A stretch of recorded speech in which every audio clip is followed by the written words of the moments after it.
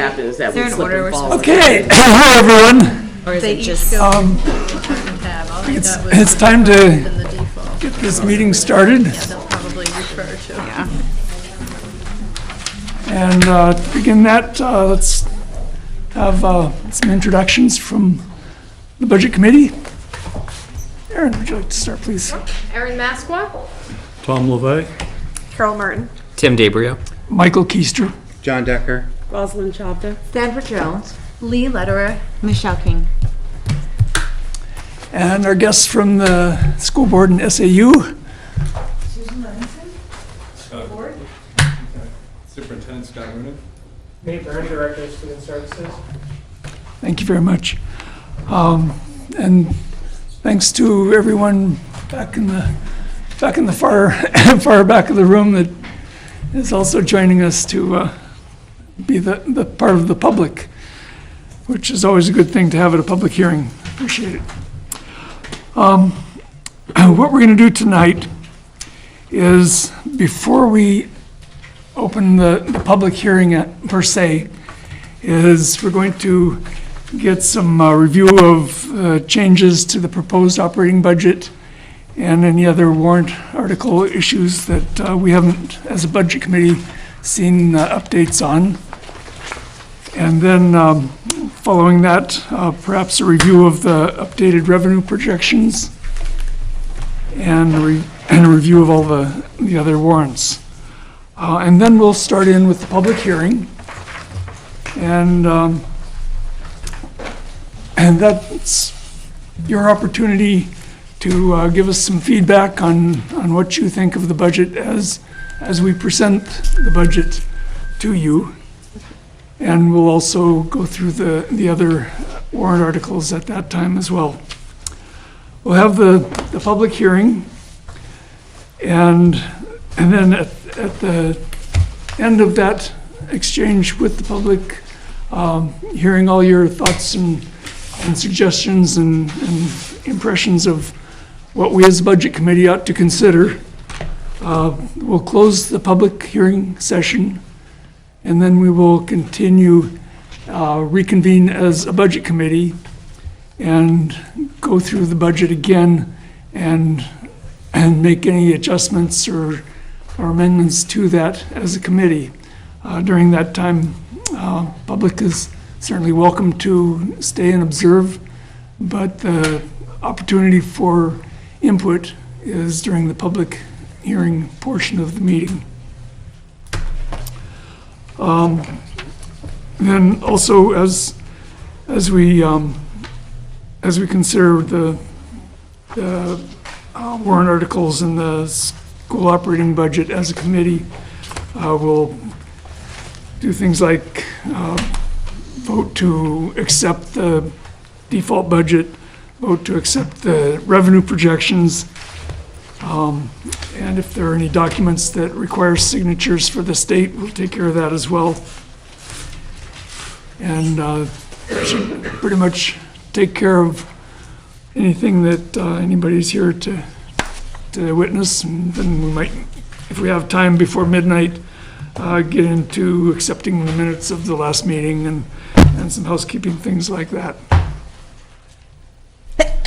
So, with that, I would invite the SAU to give us a rundown of just the changes. I will be going through line by line of the budget when we're done accepting whatever changes you need to convey to us. The operating budget, does everybody have this document? I do. So last night board meeting, provided the board with some options to reduce the budget. So we reduced special education non-public tuition by $60,000. We have a student who is now getting some more support in school, and we recommended to reduce that so we can maintain him in public school with those supports. And then there's sort of a insurance policy. And when you you get to your warrant section, you'll see that the school board increased, usually put $15,000 in the special ed capital reserve on a year-end fund balance, and they chose to put 30 in just to make sure. So we were able to make that $60,000 reduction to the budget. The next line, tech replace equipment, even reducing $4,000 and reducing the Chromebooks to 50, that still gives 2 full Chromebooks, and the administration of the school felt that that was an appropriate reduction at this time. The school board, in the school board expense line, chose to reduce the strategic planning portion of their school board services by $5,000. Not that they don't believe that strategic planning isn't important, but they also know they have a number of other initiatives on their plate for next year. It would be difficult to get that. There was a request for an acoustic shell for the band and chorus room. The administration feels that at this time that's more of a want than a need, and chose to reduce that. And then the food and milk line, after further analysis, not that we're cutting the food and milk line, I don't want anybody to think that, but as they compared their actuals and history, they felt it was a comfortable reduction to reduce that by $5,000. There was a slight increase, and we'll get into further discussion about this, because we were analyzing some things this afternoon that didn't make this sheet.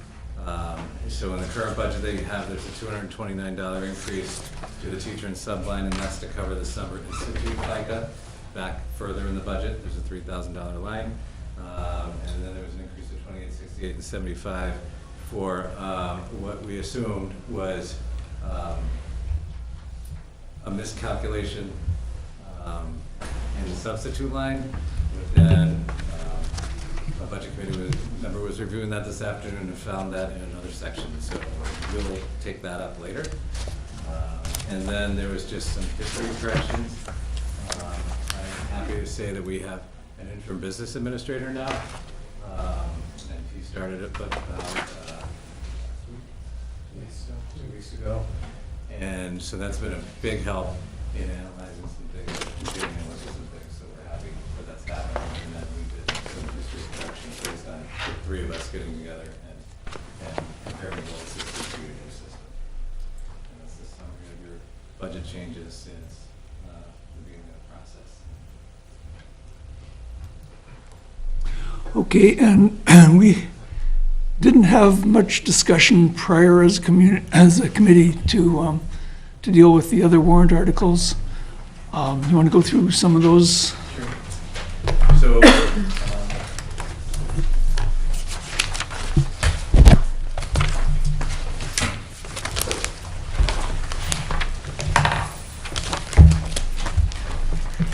looking for this document here without the blackout. So this document with the blackout should not cover. So we can pull that out. Warrant Article 1 is, of course, your voting warrant. Article 2 is your operating and your default budget, based on what we passed out tonight, with your calculated tax rate and your school board vote. Article 2 is the collective bargaining agreement. You have the signed tentative agreements in your packet or on your table somewhere. I'm going to ask the negotiating team to review all of that with you. In fact, I'll have her do that after I get through this article. 3-year cost estimates, the tax rate effect, and the school board's vote there. Dr. Shaw, would you like to talk about negotiations? Sure. I am just going to pull up the document. So we have reached an agreement with the Teachers Association, and some of the highlights are that we are currently sticking with the instructional day being 6 hours and 20 minutes, including the lunch period. At some point in the future, if we decide together to lengthen the day, we will be able to reopen negotiations. We have said that we would like the administration to retain the right to assign one reasonable and equitable duty per week as necessary on days when assigned coverage is unavailable. Excuse me. I'm just going to do some of the highlights. I'm not going to read the entire thing. The district is, or we are going to provide a duty-free lunch period on each workday, and the lunch period will begin no earlier than the beginning of the first student lunch block, and it will end no later than the end of the final student lunch block. And we are going to ensure that it's continuous, except as authorized by the Teachers Association. That's to ensure that they get to eat lunch, you know, not in 2 15-minute periods or 3 10-minute periods, because that wouldn't make sense. We have prep periods in which teachers are going to have a minimum of 5 duty-free prep periods per week. And one will be used as a grade level team meeting or data meeting. And teachers who are not required to attend weekly data or team meetings may be assigned an equitable duty, no more than once per week. Regarding the placement on the salary schedule, we're going to grant full credit for relevant work experience. Going to go on to course payment and fringe benefits. Summer courses are going to be reimbursed the same as those taken during the school year. We want to make certain that if the teacher doesn't return in the fall, they'll be responsible for reimbursing the district prior to being released from their contract. And of course, they would need to receive a B or better. We have added tax-sheltered annuities, matching employee contributions to a maximum of $50 per year. And the agreement is effective July 1st, 2020 through 2023.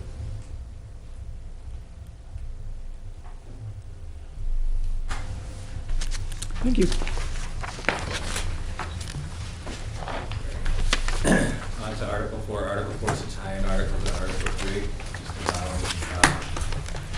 Just allowing the school board to call one special meeting to address cost items. Article 5 has to do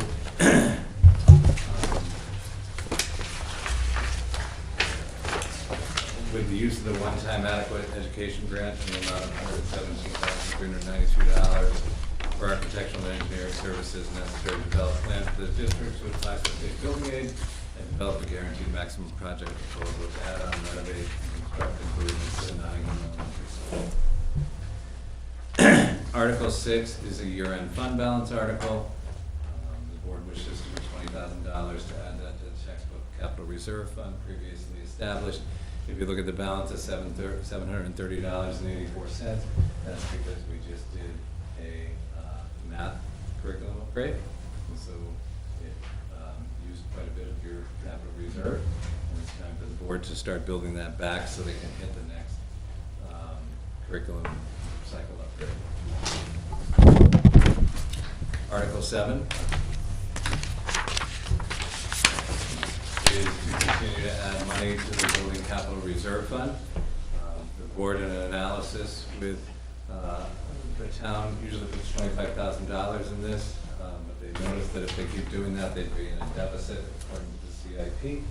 So they increased that amount to $27,500 to be funded out from fund balance. Article 8 is the grounds improvement capital reserve. The board wishes to put $25,000 into that account from year-end fund balance, to bring the balance up from $47,831.92. Article 9 is what I discussed before when I discussed budget reductions. The board wishes to put $30,000 from year-end fund balance into the special ed capital reserve fund. And then Article 10 is, you want that one? We got it. So this is the latest warrant article that we discussed last night and in our prior meeting. And given the fact that the structure of the SAU may be changing, with Stratford undertaking a study such as this past year, in March they may leave based on what their voters decide. So they may be down to a 2-district SAU. In addition to that, Stratford has already determined that preschool will be going back, they'll be providing preschool services locally. And I think that's something that all the boards have discussed.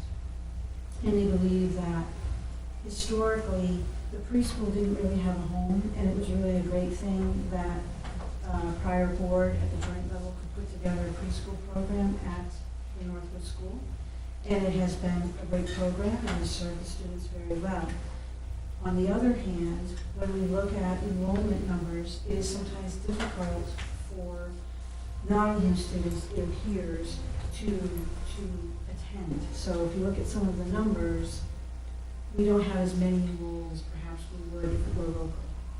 So that's something that's been discussed with all 3 districts, and I think that people believe that having that locally is an advantage for students and families. So given all of that, and given that we don't know what the structure, the cost structure will be at the SAU, we think that it is prudent and advisable for the board to look at our cost structure, undertake a study.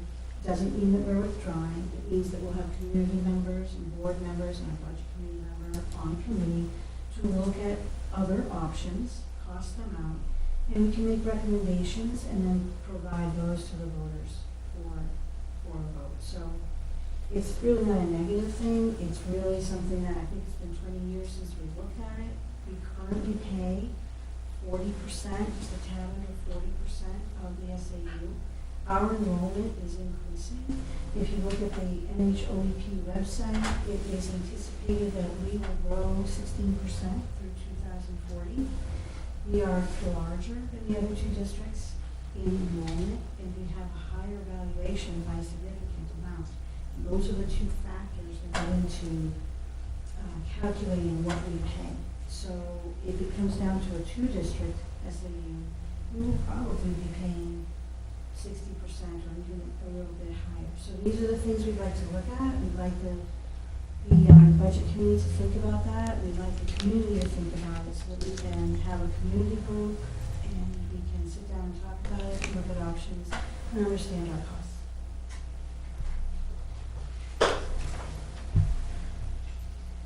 Thank you. Does anyone on the budget committee have questions, any clarification, any of the warrant articles?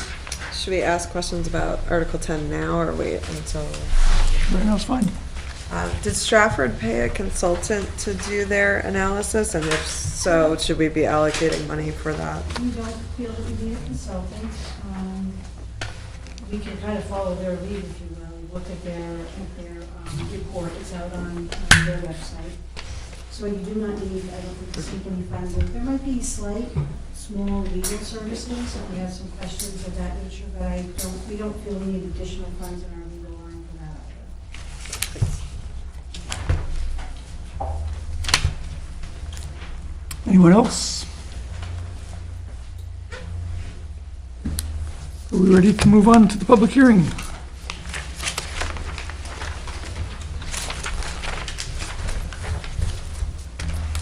That would be if I could find my agenda and other pertinent papers. It is.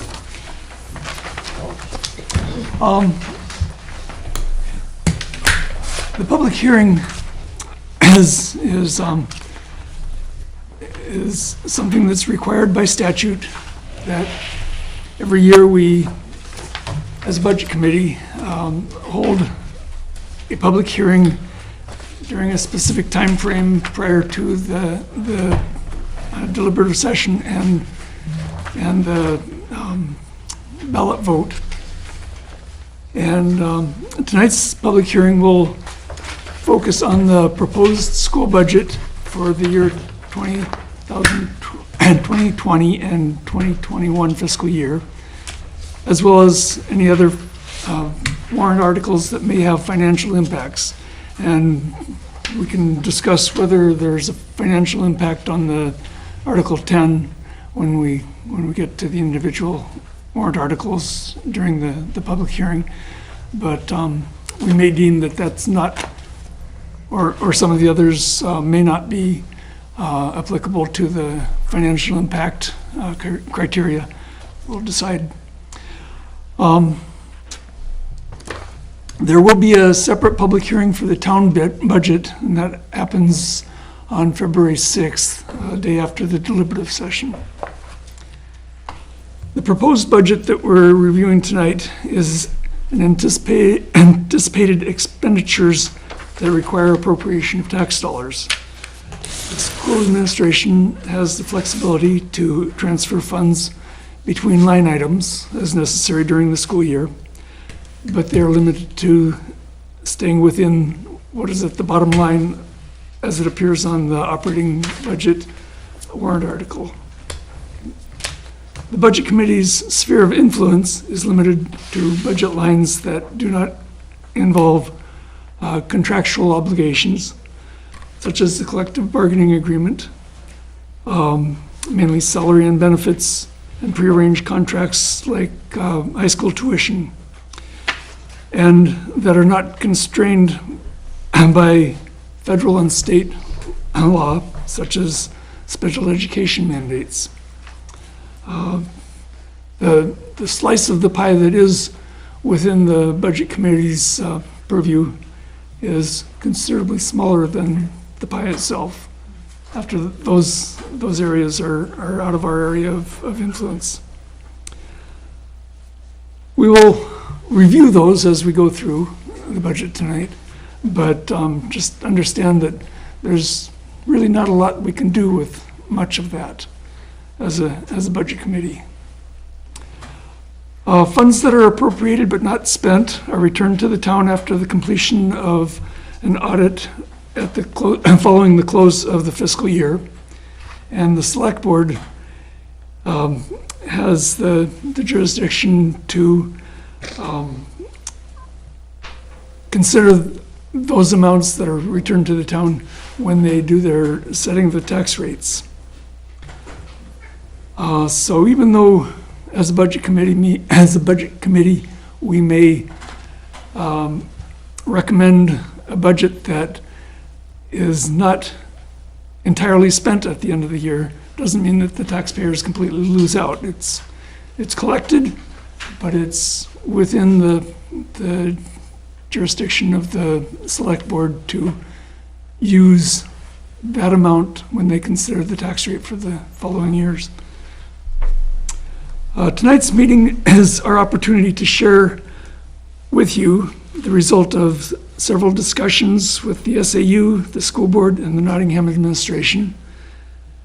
The proposed budget developed from those meetings provides for the educational needs of our step-by-step preschool, our K-8 Nottingham school, our high school students, and our special education programs across each of those populations.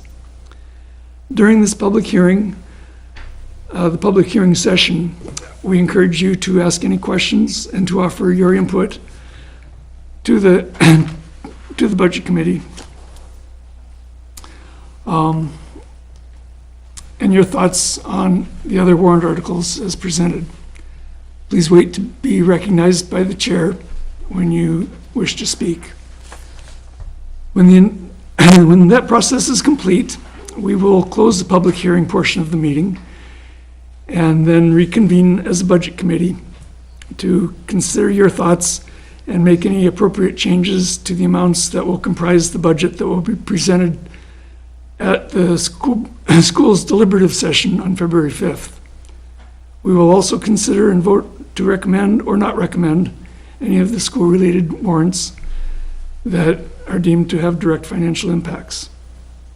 Note that our committee deliberation, as I mentioned before, after the public hearing, are still open session, and you are all welcome to observe, with the understanding that you may not be permitted to offer further comments during that part of the meeting. Your next opportunity to impact this budget will be at the deliberative session on February 5th at Nottingham School. And there, registered voters will have the opportunity to propose changes and to vote on those amendments, so long as the total of the changes do not exceed, do not change the budget by more than 10%, plus or minus. Any questions from anyone, public, board, administration? Off we go on the proposed budget. This is warrant Article 2. And what I'm suggesting I do is move through the budget in a semi-expedited way. I'm not going to go line by line through a lot of the areas that are particularly redundant and of little value to everyone's time. I'm thinking that when I talk about function areas, there may be some advantage to going directly to the bottom line of that particular function and saying what the proposed change is, what the proposed amount is, what the change from prior year is, and percentage change. There will be a lot of times in this budget that there is use to know the details, so I'll be shifting back and forth between the strategies of function summary and the detail. Particularly with the salary and costs of payroll and benefits that go along with salaries. I have summarized that within a function, and unless somebody says they don't like that idea, in which case I will yield, I will give the summary of the salaries and all the load together. Those numbers don't appear in the budget, but I hope I did the additions right to get us some reasonable understanding of what's entailed in those areas. So starting with page 3, page 4, where's page 1? Excuse me. Okay, we'll start with page 1. And here's where I'm going to start. This being in the regular education teacher's salary and paraprofessional salary and subs and tutor and lunch recess monitors for the K through 8 school. I've summarized all that, and it comes down to where we leave that area at the bottom, near the bottom of page 3. So pages 1, 2, and most of page 3 all sum to include those salary and loads for those areas of regular education that I just mentioned. And we're talking about accounts 1100 .5211 through 1100 .5290 near the bottom of page 3. The total of that area is $3,429,490.89. And that's a difference of $15,418.98 from last year. Michael, could About- you please repeat that? Sure. Thank you. $3,429,490.89. And that's everything through account 1100 5290. What was the difference again? And the difference is $15,418.98. And that's about 0.45% change from last year. So I think that area of the budget is almost level funded. On the bottom of page 3, at the detail level, in regular education, we have repairs and maintenance, $350, no change from last year. On to page 4, contracted services, regular education. The proposed amount is 0, which is a reduction from last year's $16,000. So there's a saving of $16,000 on that line. No? It's moved to another section of the budget. Yes, it did. Thank you. And we'll get to that when we get all the way down to page 31. Thanks for mentioning that.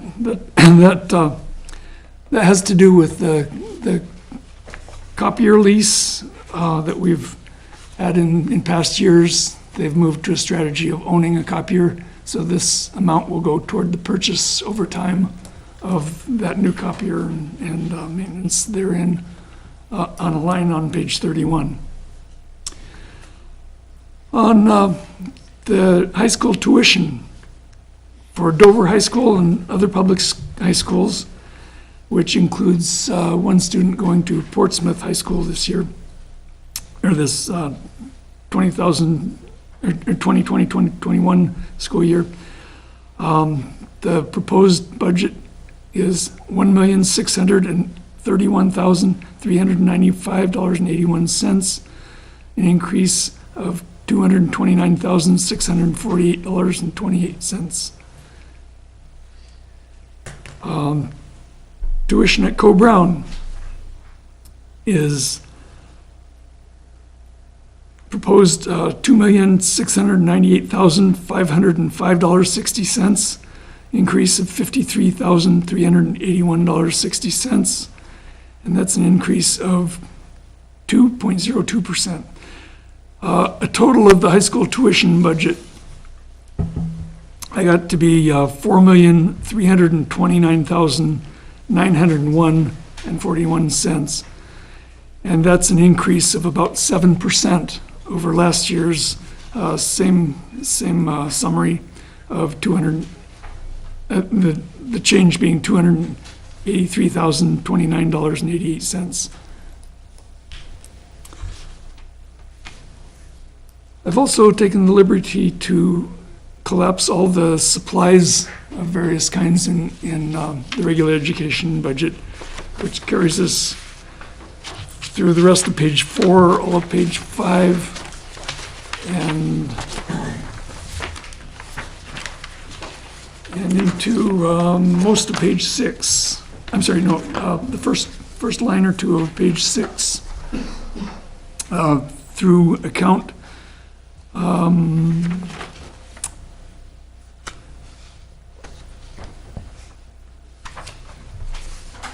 $1,156.10.18. The summary of all those supply lines is proposed budget of $56,819, which is a decrease of $1,093 or 1.89%. If anybody has any questions on individual items within that, speak up. I'll be happy to address those.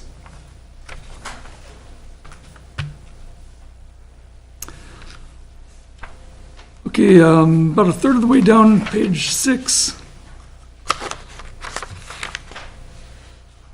I'm sorry, how'd we get to? Okay, the supplies also carried us through page 5. My apologies.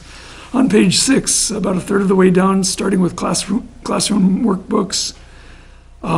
We have the classroom workbooks and all the texts and the periodicals. All of that comes to a proposed budget of $6,327. That's a decrease of $325 or 4.52%. Again, if anybody wants to talk about individual portions of that, I'd be happy to go into that detail. So that takes us down to most of the way down page 6, where it says $1,156.50 software, high school alternative education. And that's a proposed budget of $1,100.66, up from prior year by $52.41, or 5%. New equipment of $1,000, I'm sorry, of $1,499 proposed budget. That's an increase of $499, or 49.9%.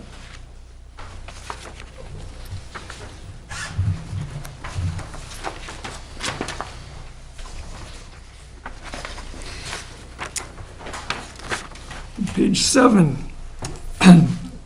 dues and fees, $400.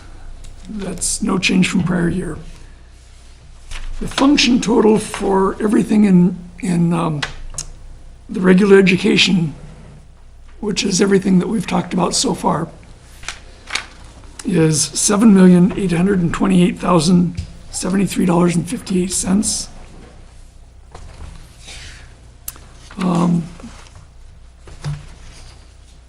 Is that right, or?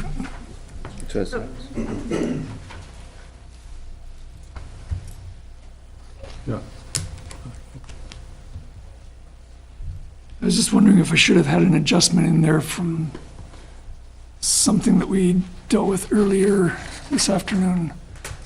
No. Nope. No, sir. The adjustment is, you're gonna do adjustment before. Right? Yeah, later on. Yep. Okay, so no adjustments to what's printed on that budget. That's an increase of $224.89, and that's a 3.75 increase for regular education over prior year.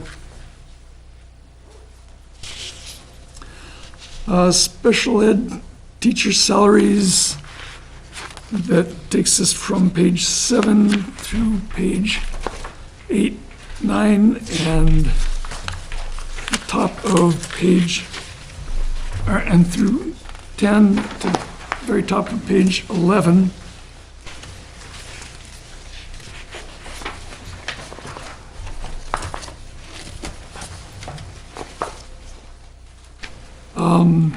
Through account number 1200.5561 on page 11. The sum of all of those items in the special ed salary, including special ed teachers, paraprofessionals, special ed coordinator, secretary, aide, and extended school year. And those amount to a proposed increase of, I'm sorry, a proposed budget of $1,477,179, an increase of $56,434, and that's an increase of 3.97%. Now this is where we had to make an adjustment on one of the lines. Am I correct on that? We made an adjustment The one that he gave us earlier? Yeah, the adjustment is 01. No, Which page? Hold on, I think we're talking about two different things. Yeah. Are you talking about the adjustment that I proposed at the beginning of the meeting, because that's in there, or the one that we talked about this afternoon? The one we talked about this afternoon from the email that you sent me. Right?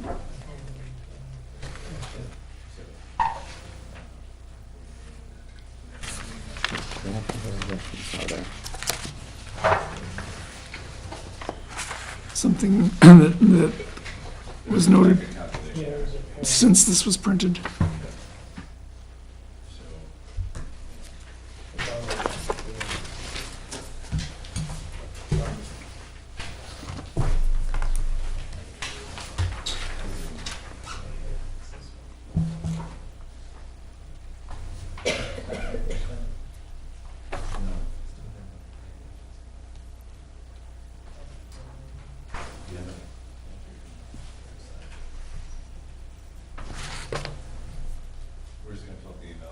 That's what I'm doing too. Yeah.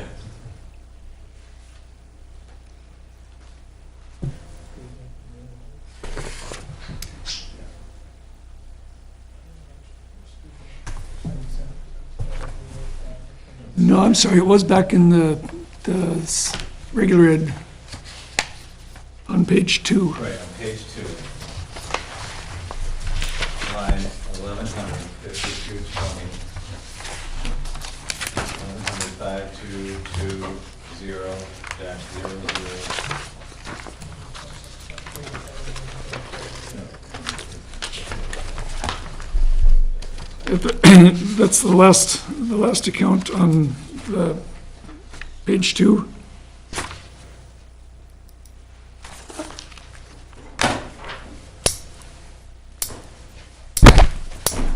We're looking at FICA for teachers and subs.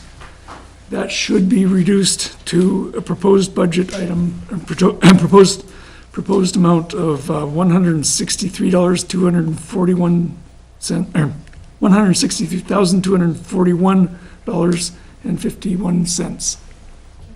Sorry? It shows on the budget as $163,471.01. And it should be what? Should be $163,241.51. $163,241? Correct.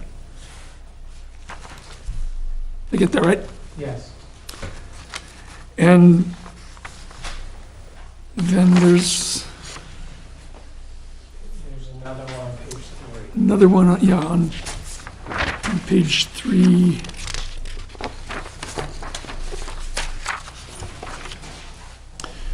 A third of the way down the page, and the one that says FICA lunch and rec monitors, that's 115220.004. And that was overstated. We're talking about the proposed amount of $2,869 should be $913.87. Okay, when I read the summary of all of the teacher salary and paraprofessional salaries and all that, that were part of that regular ed summary, I did include that change in that summary. I did.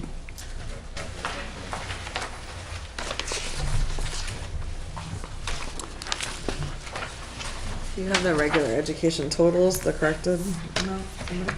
That's what I had the tag to adjust on, and no, I did not. What was your question, Ms. Martin? The regular education function totals, the adjusted amounts.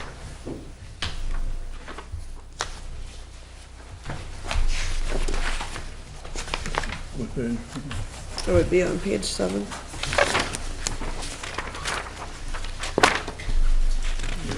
With the adjustment. Ready? $7,825,888.95.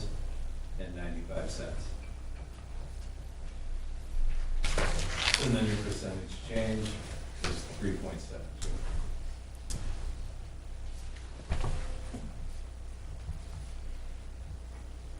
Thank you. Now then, where was I?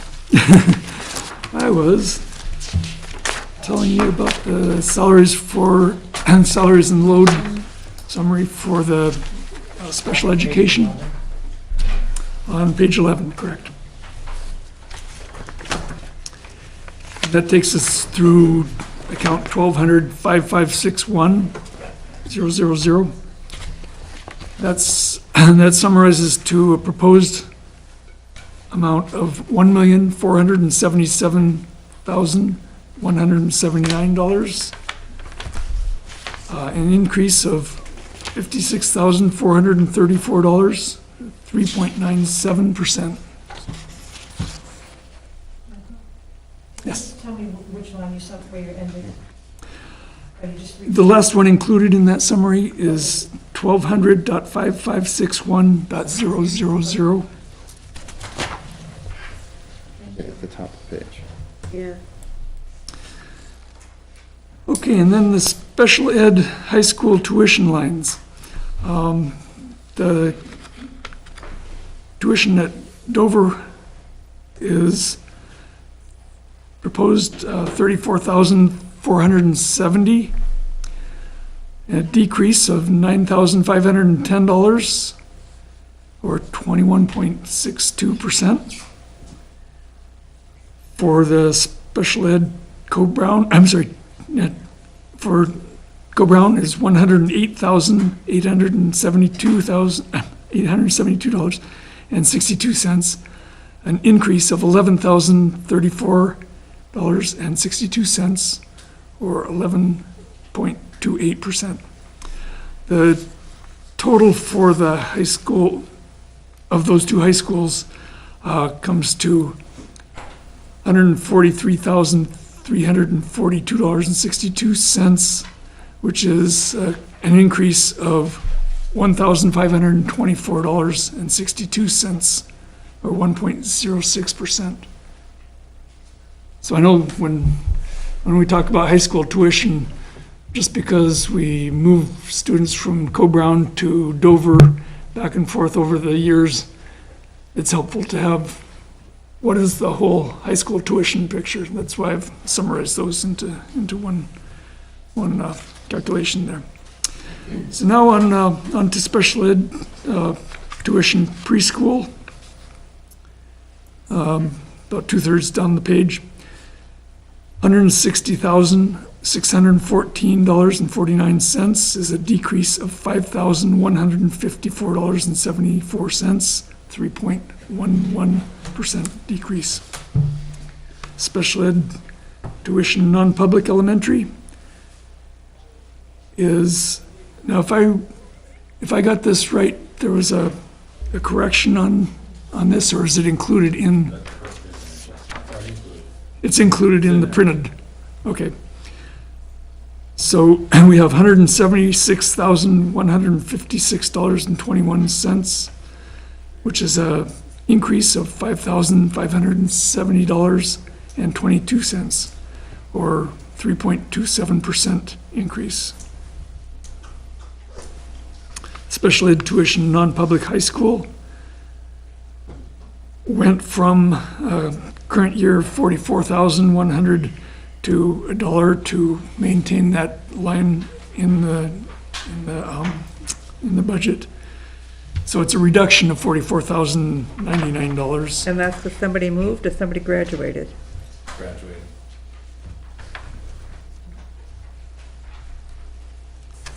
On to page 12. Here we have another grouping of supplies, but we can go through them one at a time if that's anybody's preference. 2/3 the way down the page. Account 1200-5610. This is a special ed 5610.003, special ed language arts and reading supplies. All of the 5 items in that supply area total to a proposed budget of $6,132, which is a decrease of $2,054, or 25.09%. On to special ed elementary software. We have a proposed budget of $660, reduced from prior year by $88, or 11.76%. Special ed high school software, $286, is an increase of $22, or 8.33%.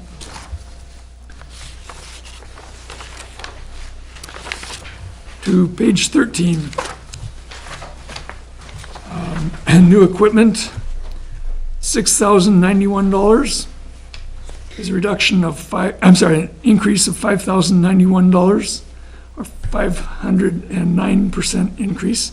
This is primarily for 2 new interactive projectors and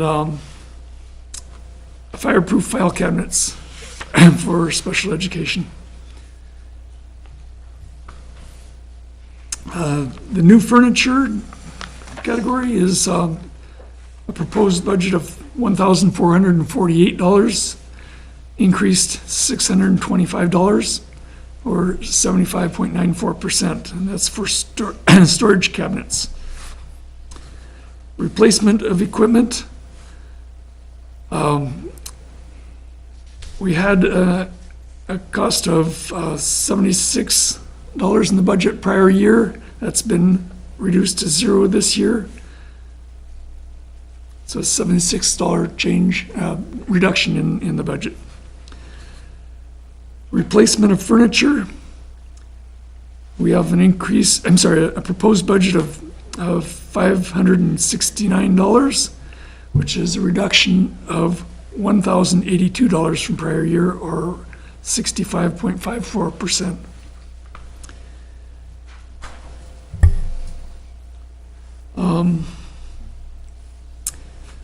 On to the special education dues and fees, $250 proposed, no change from prior year. Special education function total.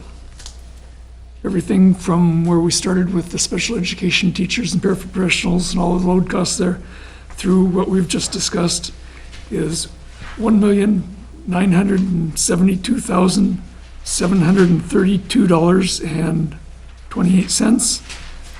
That's an increase of $16,713.18, or 0.85%.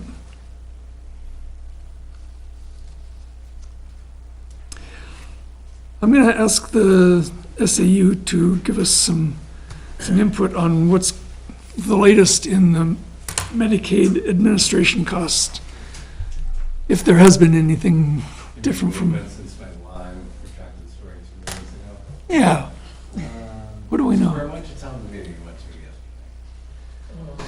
yesterday? At this point, there's still no clear decision on what they're doing. There's still rulemaking, and there's going to be hearings to hear the points. What they're trying to do is get with some of the the state agencies or the DOE to approve such things as speech and language, to be able to write ORPs. Instead of calling them ORFs, they're going to call them ORPs, which is just an order, a referral, and a prescription is the way it's going to go. And currently, right now, our schools, our speech and language pathologists and our OTs are not allowed to write them anymore based on the rules. It's only allowed to be, the ORP is only allowed to be written by a physician, an MD, nurse practitioner, or a PA.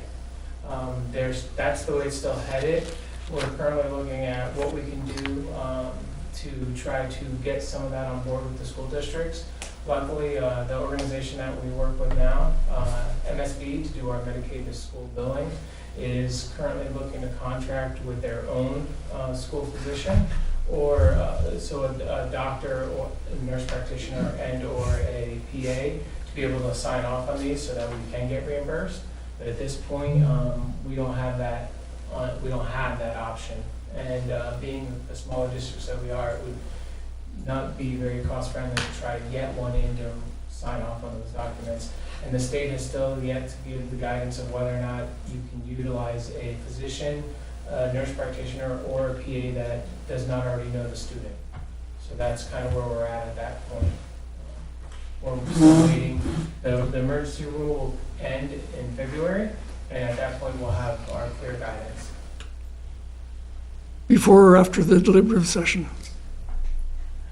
After. Okay. So we've got a $5,000 placeholder in that budget line. That's correct. And what's the plan should that be? $5,000 is about what it was last year. $6,000 about last year. So The emergency rule, once it's passed, or once the next rule comes into effect, depending on the guidance we get from the state and what's allowed, and the governor is working to try to get more things approved, the state has already given guidance saying that we can go back till when the emergency rule is put into effect, which is August. So anything that we have been providing the services as required and been documenting them as we've always done. We just haven't submitted any billing because we're not allowed to. But the moment that rule, the emergency rule ends and the new rule goes into effect and we can get any service that we have already billed for, we can go back to that date, as providing that we have the right medical sign off. So at that point, you'd be utilizing those funds that we're putting in there for this year and for the future. Okay. So any place where that $5,000 is insufficient, do we have a plan for where we might recover some of that? Medicaid administration fees go over Yeah. $5,000. Yeah, Then we would overrun that line okay, and find the money somewhere else. It wouldn't make much sense to stop billing. correct, yeah. Because that's like an 8-9%. Yeah. That's 9% of your total Medicaid reimbursement. So we would alert the board that we're going to overdraw that line and have to wait for that to settle out at the end of the school year. But it wouldn't make much sense to freeze it. Yep. Because that would increase your revenues. Right, and the overdraw would just, in essence, be because you're bringing more money in off revenue anyway. So you'd be able to pay for that overdraw with the revenue coming in, offset it. Okay, thank you. Fund balance. So the fund balance. So the 637 one, you know, Mhm, does that make sense? it does. Questions from anyone else in the committee? Okay, thank you. So there's a $5,000 proposed budget for the Medicaid administration cost, and that's a decrease of $911.28, or 15.42%. On to page 14. I've summarized the co-curricular salaries. In fact, that's all there really is in the co-curricular salaries function. So 2/3 way down the page, there's the function summary, $31,809.20, an increase of $6,425.30, or 25.31%. Athletic stipends, proposed budget is $17,000. That's level funded from last year.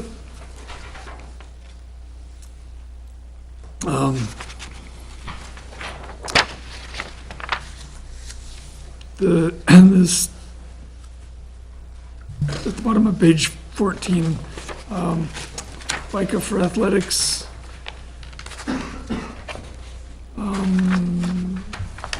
Excuse me.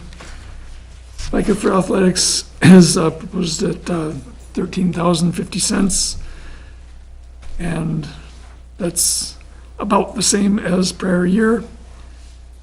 And same with retirement, $3,026. Just a question. Yeah. The athletic stipends, how often do we revisit those stipends? They're not tied to CBA or anything like They that? are. They are? We've done the negotiations. Okay. Okay, on to page 15.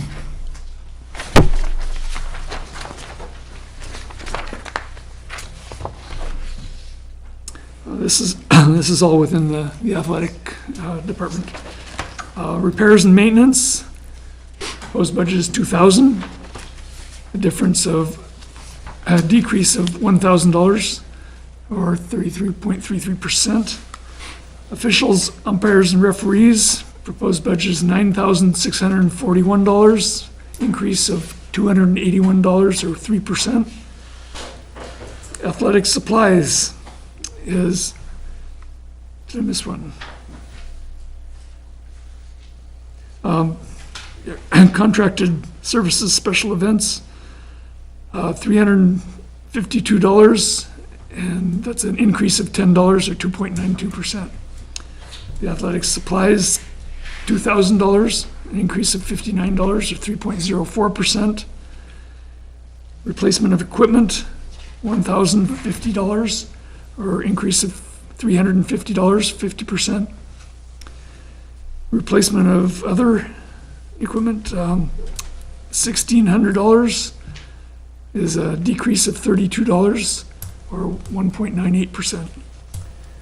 Athletic dues and fees, $850, increased by $20, to an increase of 2.41%.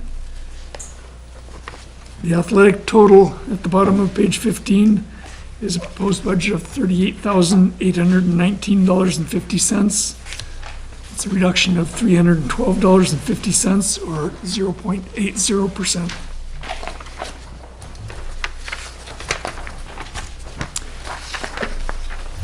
On top of page 16, the Summer Institute salary is $3,000. That's the same as last year. Summer Institute supplies is $757, or an increase of $297, or 64.57%. The function total for the summer school is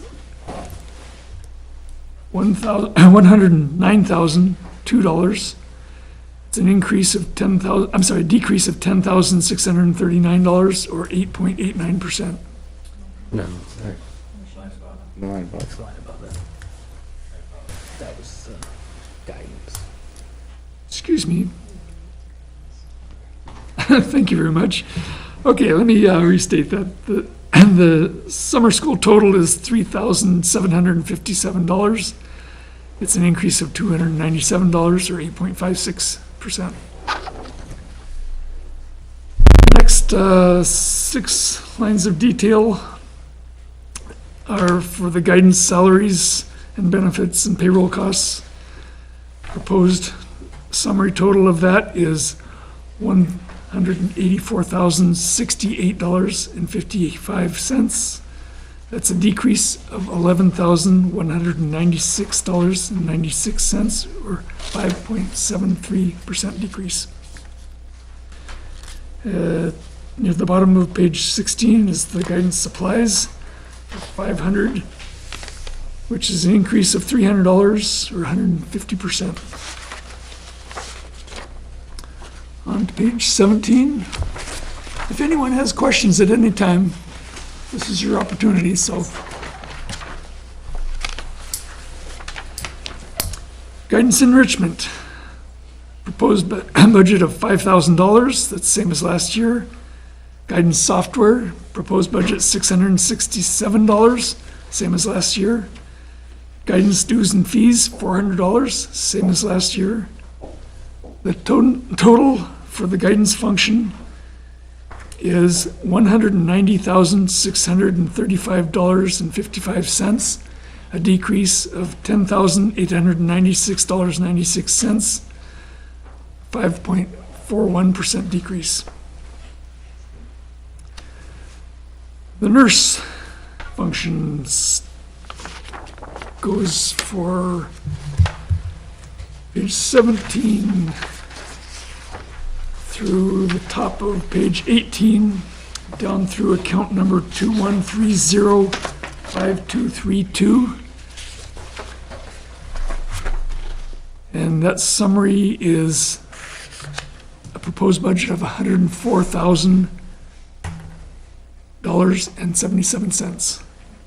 That's an increase of $1,696, or 1.66%. Not 106. You're not doing the whole function, you're just doing the salary? No, Or- I'm saying the salary portion of the nurse function. So it's everything through the first 3 lines on page 18. Want to hear it again? No, Okay. not the main functions. Okay, the contracted services for staff physicals, $100, no change. Contracted services student physicals, $200, no change. Repairs and maintenance, $125, no change. Health supplies, $1,200 is a reduction of $353, or 22.73% reduction.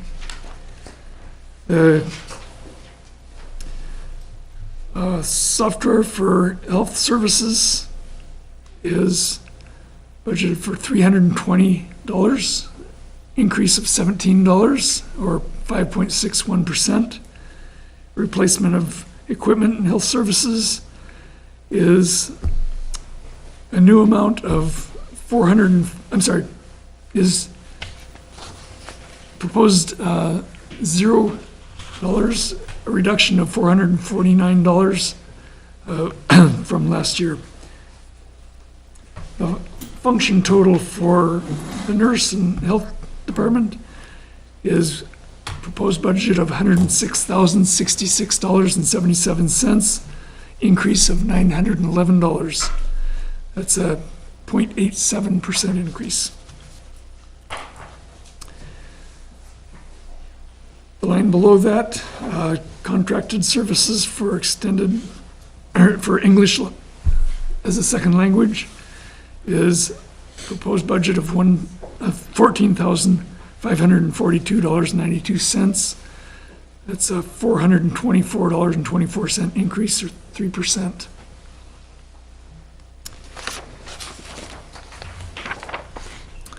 Page 19.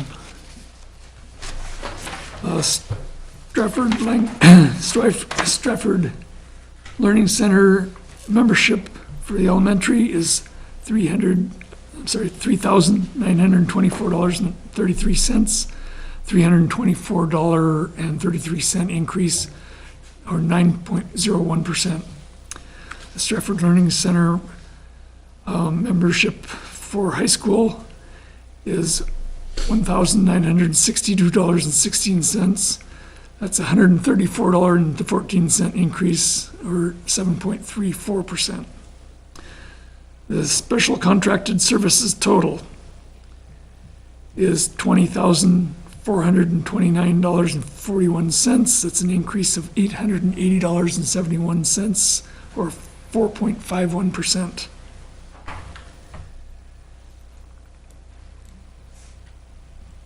Contracted evaluation function, which includes just one line, is $600. It's the same as last year. It's the middle of page 19. The rest of page 19 and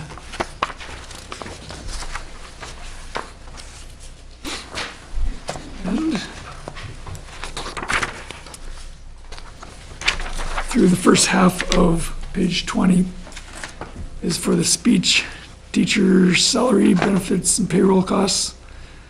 And that account, that summary, which goes through, the first line of page 20, account number 21505232.000. That summary is proposed budget of $188,399.78.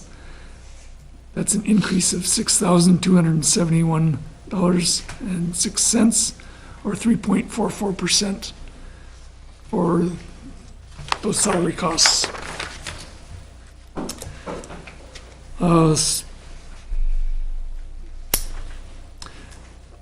I'm not exactly sure what the notes for the changes represent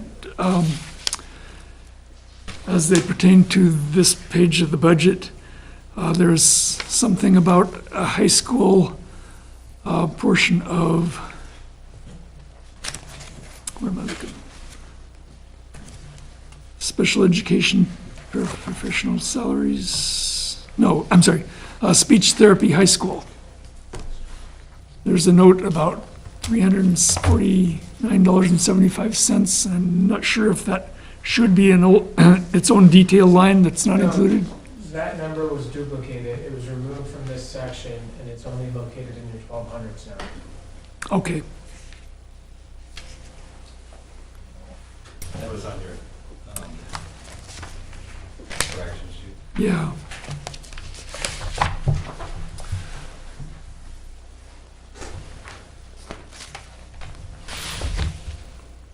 And that was included in the function subtotal then as well? The 1,200, that's. Okay. Thank you very much. You're welcome. There was a detail line for that in the prior budget that we received back in December. Right, Yeah, there was a double coded line okay. when we converted. Yep. There was a line that was there twice, that we discovered. Very good. We'll do without it. The speech supplies line. Proposed budget of $311, $71 increase, 29.58%. The speech function total is $188,711.78, increase of $6,342.06, or 3.48%.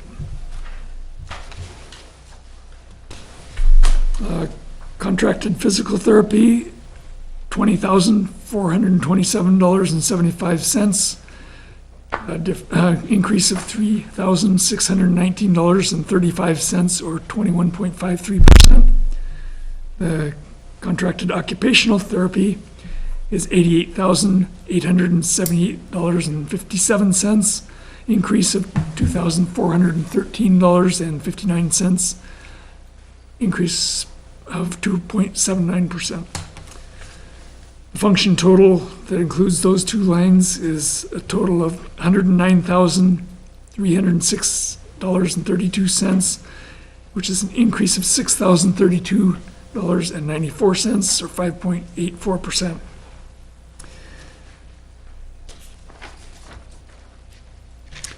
The curriculum resource development stipend is $20,000, which is same as it was last year. The staff development stipend is $5,000, which is also the same as last year. That's the last of page 20. Page 21. For whatever reason, I neglected to include these costs into a summary, but if you want to hear the details of FICA and retirement and, of course, tuition reimbursement and in-house, in-service training, say so and we'll look at those individually.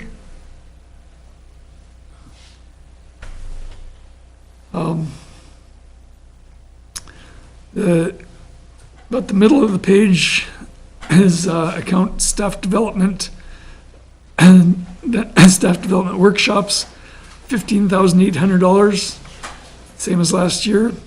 Improvement of instructional books, improvement of instruction books is $500, same as last year. Improvement of instruction dues and fees was zero last year, was $99, is now zero, savings of $99. So the improvement of instruction function total is $80,883.42, reduction of $5,768.58, or 6.66%. Susan, you have a question? Okay. Does anyone have questions?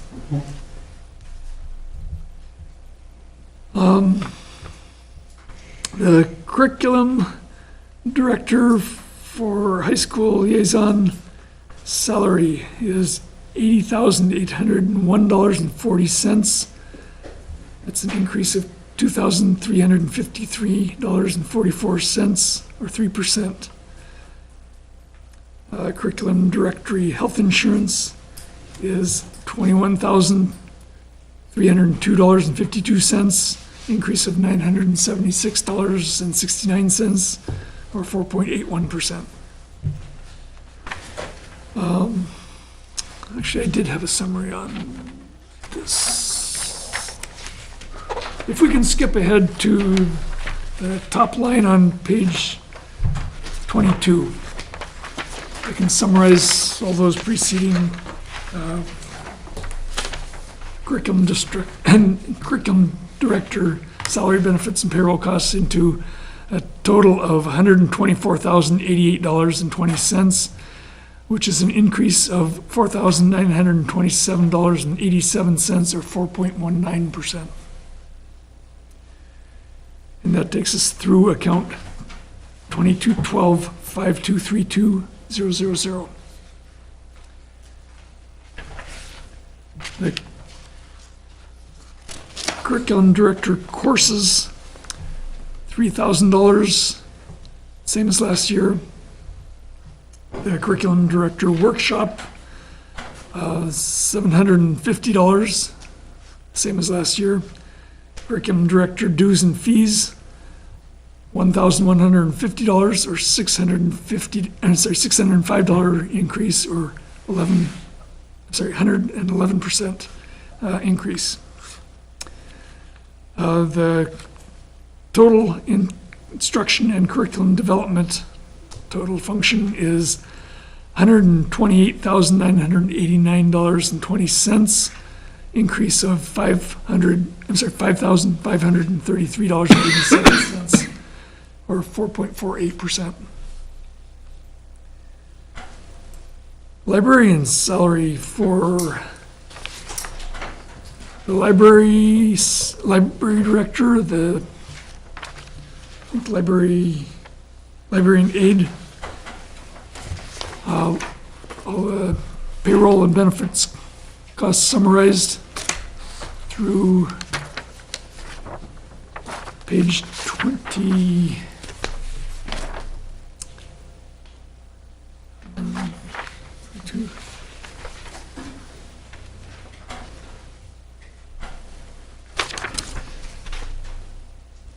Through most of page 23, it ends with account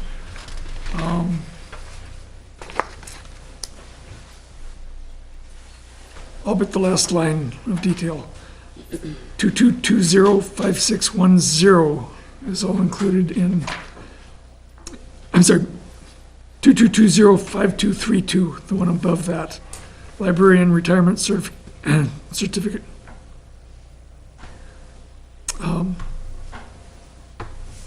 That payroll and accompanying costs summarized to proposed $141,121.99, which is an increase of $13,184.12, or 10.31%. Questions?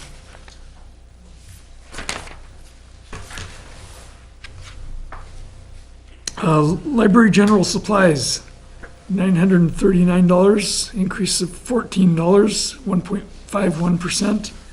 Library books, $6,300, same as last year. And on to page 24. Library periodicals, $352, increase of $7, 2.03%. Library reference books, $1,427, increase of $45, 3.26%. Library computer software, $995, same as last year. Library replacement equipment, $300, same as last year.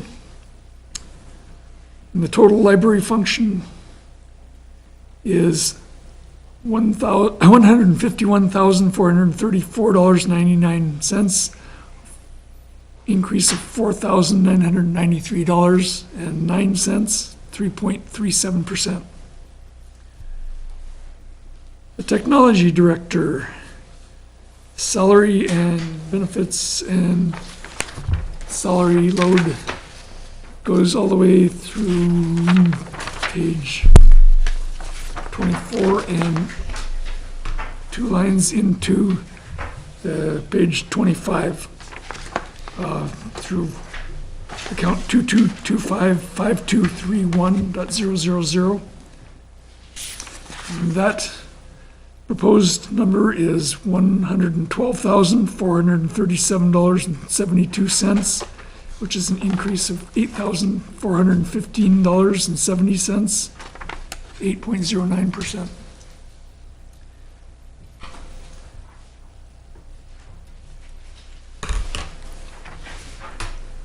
So the computer repair and maintenance is $3,000, which is up $500 from last year, or 20%. Supplies and non-software proposed budget is $886, increase of $386 or 77.2%. Internet access is $13,211. No change from last year. Software is $20,180, increase of $3,398 or 20.25%. Technology new equipment is $10,411, increase of $4,693 or 82.07%.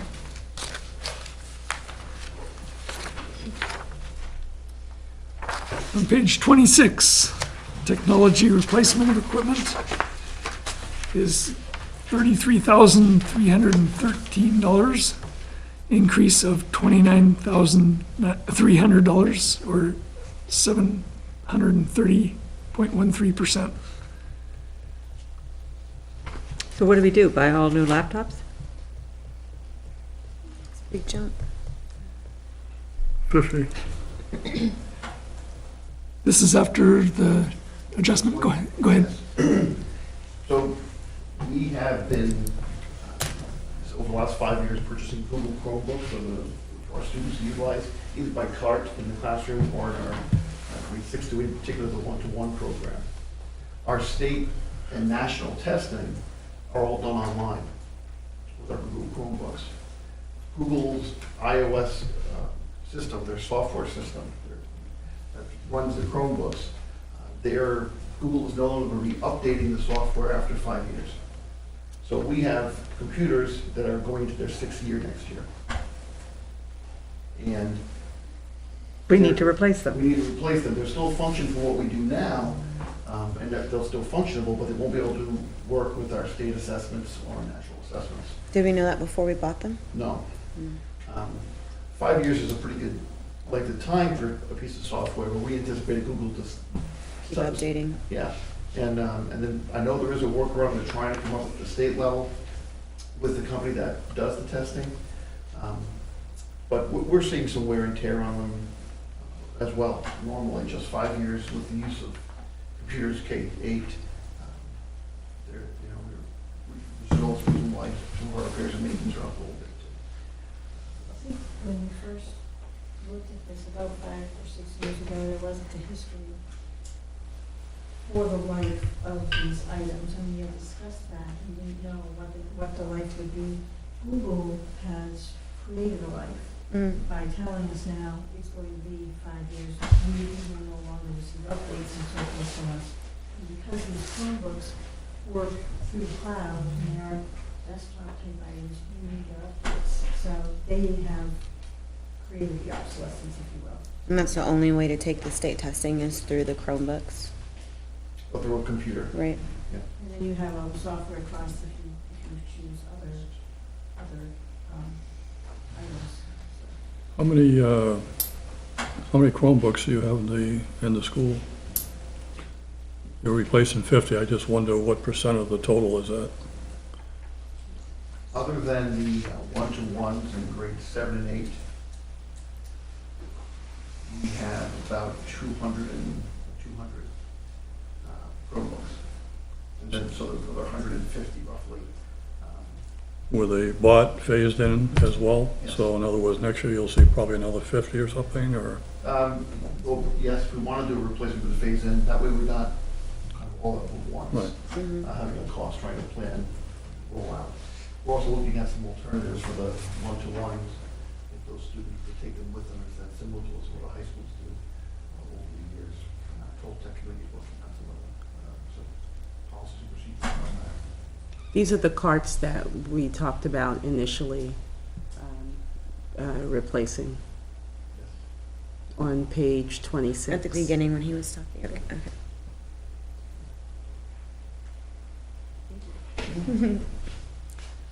Thank you.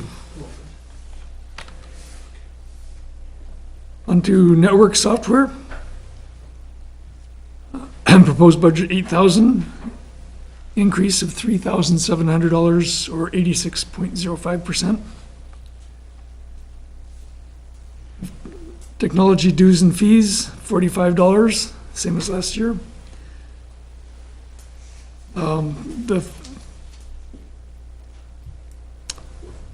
function total for computer-assisted instruction is $201,483.72. That's an increase of $45,643.10, or 29.29%. School board salaries, $18,000, same as last year. School district moderator salary, $200, same as last year. Let's see, do I have a summary? I do not.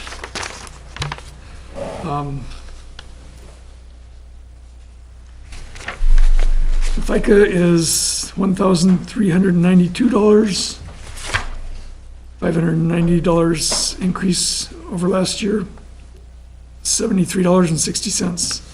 I'm sorry, 73.60%.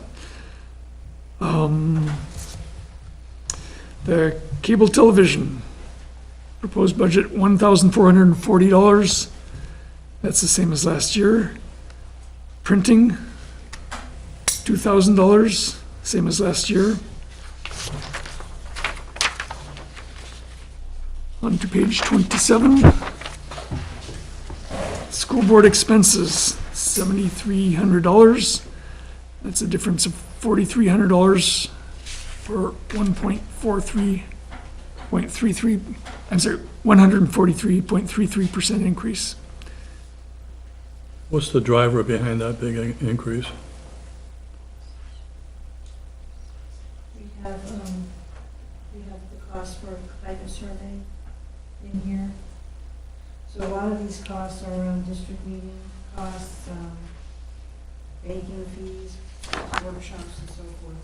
But the climate survey is something that we wanted to put into the budget. We've done it for 2 years. And we have kind of borrowed from other lines, it wasn't looking out very well, so now it's included. So that's going to be a yearly survey now? We've done it for 2 years, we're looking to get a baseline on it, and we will do it for the 3rd year as well. It's been helpful to us to understand issues in the school, hear from parents, students, and the board can respond through increased communication and so forth, so it does help us to focus in on improvements.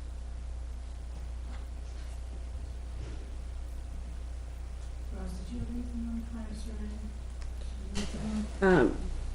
It's doing a climate survey really just enables us to do a better job of serving our teachers, our students, and improving the climate for everyone. And a good climate increases mental and emotional health. It increases the probability that the students are going to be successful. It makes for a good work environment for our teachers and paraprofessionals. And we just want to keep getting better. And this is one way to do it. Is this a standard survey? What do you mean a standard? Is it a pre-made survey that, or is it designed? It's a survey that was created for us, and the questions don't change from year to year, except where we find that they may not be applicable to us. I think in our first year, we had a question that that didn't apply to students that were fourth grade and under, so we changed it. But for the most part, to make sure that we're able to really compare the effects from year to year, the questions don't change. Do you remember what the response rate was last year? Roughly. So we have different populations. We have a survey for the teachers. We have a survey for staff members, for students, and for parents. And each individual survey has its own response rate. I want to say that for the teachers, the response rate was upwards of 60%. And if anyone, I might No. have, I can pull the data. there you go. I'm pulling it Okay. if I can get it. I'm just wondering if we're gonna get survey fatigue by asking the same survey every year, and a lot of times climate surveys there's gaps, so you do it every 2 years, every 3 years. After you establish a base. So we've just finished our second year. And our intention was to do it every year, just once a year, to make sure that we can respond to any, and identify any issues that are ongoing. Who reviews those and formulates a plan of action, I guess, from the results of those? Well, the first year, we had someone come in and do it. The second year, we had someone different come in and do it. And this year, we're hiring someone to look at all of the responses. Once the responses are tallied and analyzed, then the school board looks at it and analyzes all 4 surveys. That's a big job. It is. But it's really the best way for us to figure out where we need to improve. And I've said that we have the parents, the teachers, the students, and the staff, but we have different areas that are assessed. And one of the areas that's assessed is how well the school board is doing. So we get to see, where we need to improve. Just to clarify, so the increase, but this survey's been done for the past few years, so I guess to Tom's point, why the big jump for this year? Well, it's not just the survey, it's including a number of different things. Okay. And the first year, we were the beneficiary of a lot of free work. So we had someone who also does this professionally, and he did it for us for free. So at some point, we had to start paying for it, so. Do parents ever see that information afterwards? Absolutely. Like a We do, report? absolutely. We do share all of the analysis with parents, with students, with the teaching staff, as well as with the non-teaching staff. Okay. I found it. Levinson is treasure trove. We'll post that on our website if you want. Mr. Green has it online as well.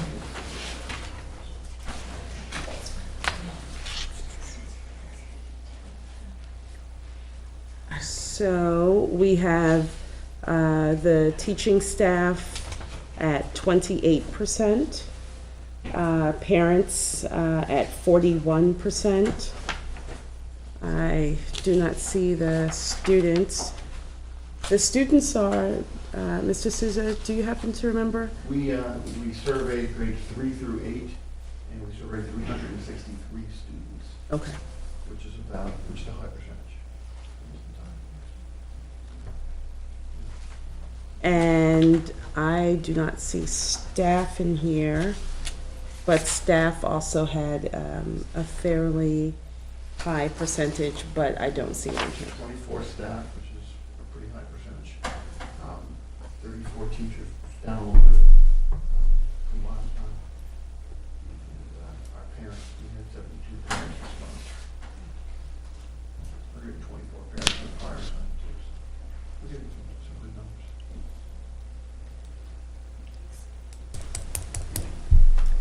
Any further questions on that particular line item, the school board expense item?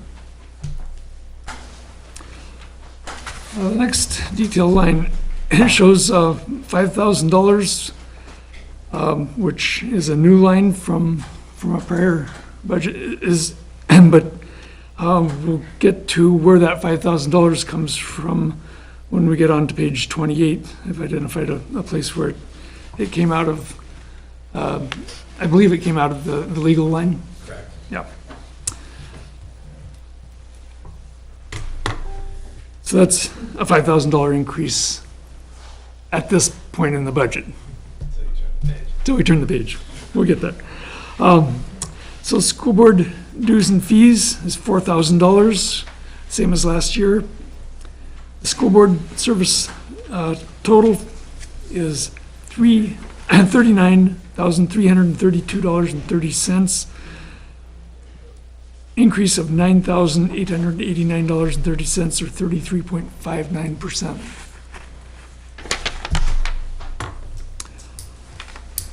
On to the district secretary. I'm just going to go function level for the next several. The district secretary and clerk services, clerical services, clerk services, district clerk. $4,598.49, increase of $148.49 or 3.34%. The district treasurer's service total is $2,153. That's same as last year. Election services total, $1,000, same as last year. On page 28. The audit services total, $13,500. It's an increase of $4,999 or 58.80%. Questions? Legal services total. And this is an area where we see a $5,000 decrease. It's now looking for $15,000. That's a $5,000 decrease from last year, but that $5,000 was in the previous line on the previous page. 25% decrease here. Why was that particular $5,000 pulled out? Was that not a legal service? If you look at the history in the line, you can see that not all of that line was used. And the school board wanted to create a school board consultant line and took $5,000 out of legal services. Okay, so it's not that it was miscategorized, it was just a, No, We also don't have any more negotiations. right, you don't have any negotiations next year? What does a consultant do versus, We wanted some potentially business services. So we have a bookkeeper line, but because back a reflection was that the FICA pieces and so forth would be difficult. So in the event that we need some financial services, bookkeeping services, those kinds of things, we weren't sure how things were going to work out over the course of this budget, we put the funds there. So it essentially level funds legal, but moves 5,000 out and puts it into what we're thinking of as business services.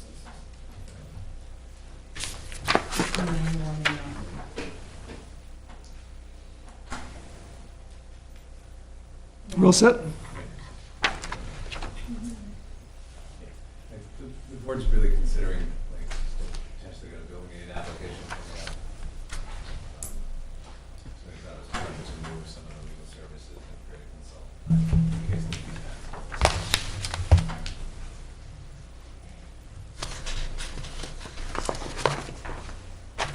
The total for the Office of Superintendent Services, $494,069.08 is an increase of $9,738.43, 2.01%.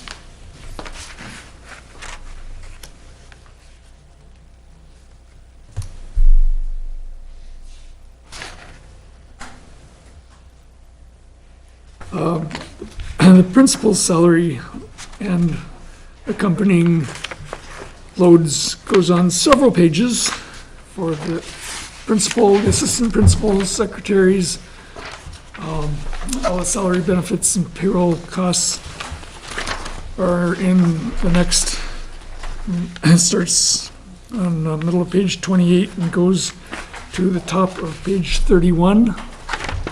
Happy to go through any detail within that if you like. But the summary for the salaries and benefits and payroll costs come to, and this is at the top of page 31, account 241052320001. I think that includes most everybody. Proposed $380,905.30. That's an increase of $15,451.17, or 4.23%.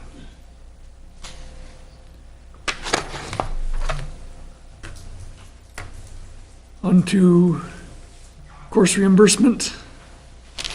$9,000, same as last year. I'm on page 31 now. Criminal background check, $300, no change. Conferences, $3,000, no change.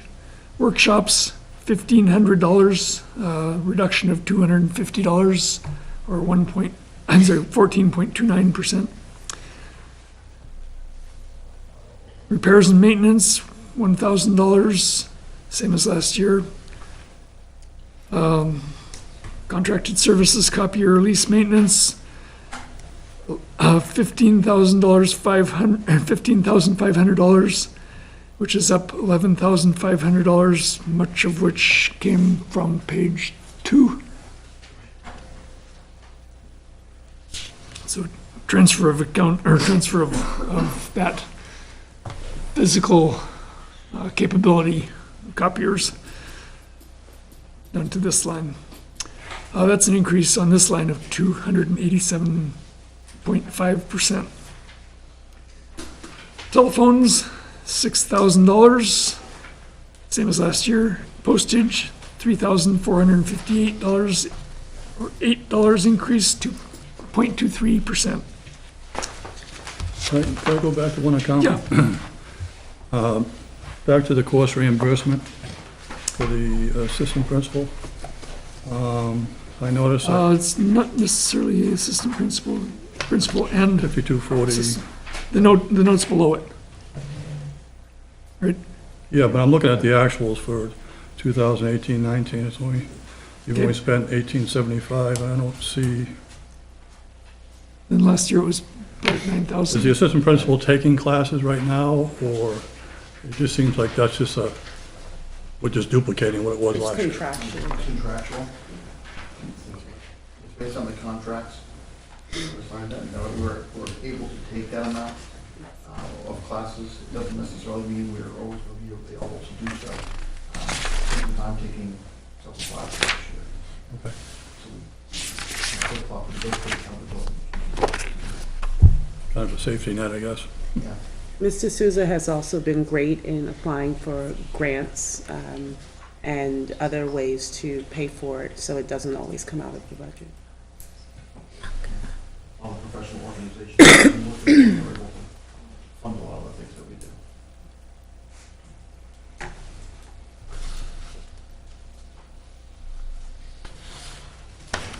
Anything else on page 31?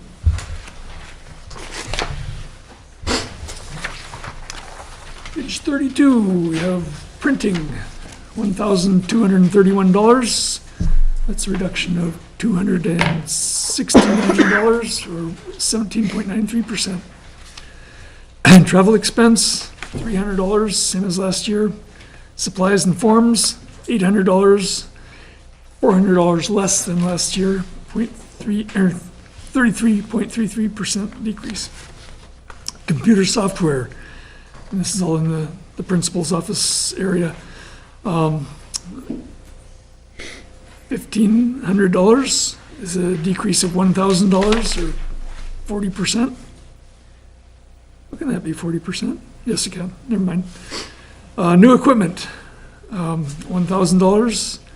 That is new radios, fax machines, and other equipment as needed, which were not funded last year. So the entire difference is $1,000. Replacement of furnishings and furnitures and fixtures. Funded last year at $1,000, none of that this year, so it's a $1,000 savings. Dues and fees, $2,439, $439 increase, 21.95%. The total of the principal's office and all his friends, $427,933.30. That's a $25,479.17 increase, or 6.33%.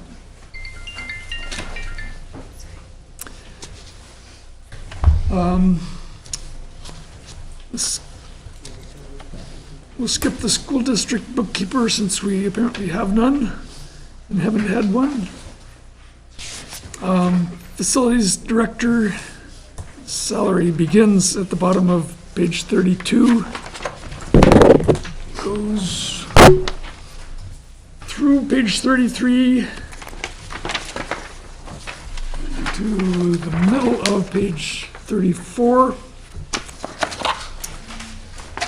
to include account 26205231, the retirement line.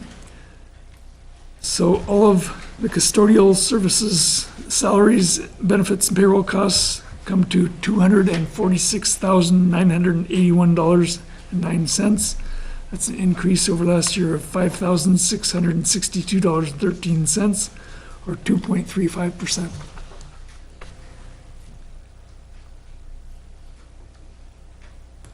Workshops detail line, $350, same as last year. Rubbish removal, $13,260, same as last year.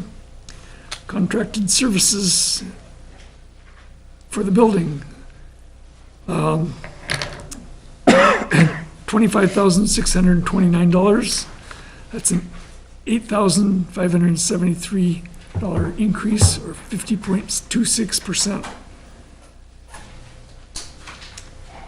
Repairs and maintenance for buildings of $44,695, a decrease of $1,899, a 4.08% decrease.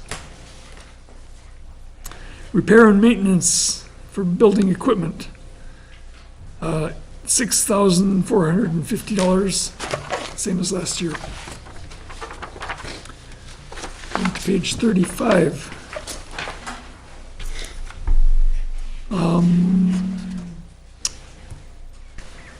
Building and contents insurance, $18,500, the same as last year. Travel expense for facilities, grounds, $500. Supplies custodial, $32,163, same as last year. Electricity, $65,000, reduction of $2,500 from last year, or 3.70%. Propane, $58,000, increase of $3,000 from last year, 5.45%. New equipment and fixtures, $4,405, a reduction of $396, or 8.25%. New furniture, $5,762. Most of that is an increase from last year. Increase is $5,219, or 961%. And that's for new types of chairs, tables, stools, whiteboards, etc. Replacement of equipment, $1,200, $337 increase, 39.05%. Page 36. Replacement of furniture, $2,837, decrease of $1,216 or 30%. The total for the operation of plant and maintenance of plant is $525,733.09, a difference of $16,780.13, or 3.30%. Grounds maintenance and repairs total to the grounds care services function total, $21,700, down $2,900 from prior year, or 11.79%. On to transportation. Elementary transportation, $451,195.20, increase of $15,249.60, or 3.5%. Dover High School transportation, $139,795.20, increase of $4,726.80, also 3.5%. Transportation Co-Brown, $112,798.80, increase of $3,812.40, 3.5%. The regular education transportation total is $703,789.20, increase of $23,788.80, or 3.5%. Is that a multi-year contract on transportation? How many years? There's one more year after this. And you can see what the rate increase is. So we're currently in the last year of the contract. Oh, 2020-21 is the last year, okay. 1 year after this coming year. Is that what you said? Yes. This year, we're in the first. Okay. Total? I'm sorry. How many years total? 3? Okay, on to page 37. Special education transportation, elementary, $95,738.84. It's a difference of $14,447.84 increase, 17.77%. The special education transportation high school, $48,489.84. $48,489.84. It's getting late. Increase of $35,522.34, or 273.93%. And that has to do with the number of students being transported. It's the ride share. Is we Ride share. discussed that. Yeah, Yeah. we hope to try to share. Unfortunately, right now, the way it's worked is this year we have not been able to ride share, and we don't want to project that we're going to be able to next year if we can't this year. So we had to project that at the full cost. That's right. Thank you. Extended school year transportation elementary is $9,878.02, increase of $1,467.94, or 17.45%. Extended school year transportation high school, $5,985. It's an increase of $3,285, or 121.67%. Special education transportation total is $160,091.70. Increase of $54,723.12. Increase of 51.93%. Is that a different bus company? In district route versus out of district route. Really? You mean the cost, the increase? Yeah, I know it's just 5% instead of 3.5. It's a different contract Oh, it's than a the, different, it's a different, Okay. I want to say provider, what's the provider? It was Durham School Service, not Dale. Okay, on to athletic transportation. As a function total for athletic transportation, $5,117, increase of $149 or 3%. The field trip transportation function total, also for one line, $9,620, a decrease of $353 or 3.54% decrease. Function for homeless transportation, which includes two detail lines that show up on top of page 38. The function total is $19,500, an increase of $8,879, or 83.60%. What does the homeless transportation involve? Where does that come from?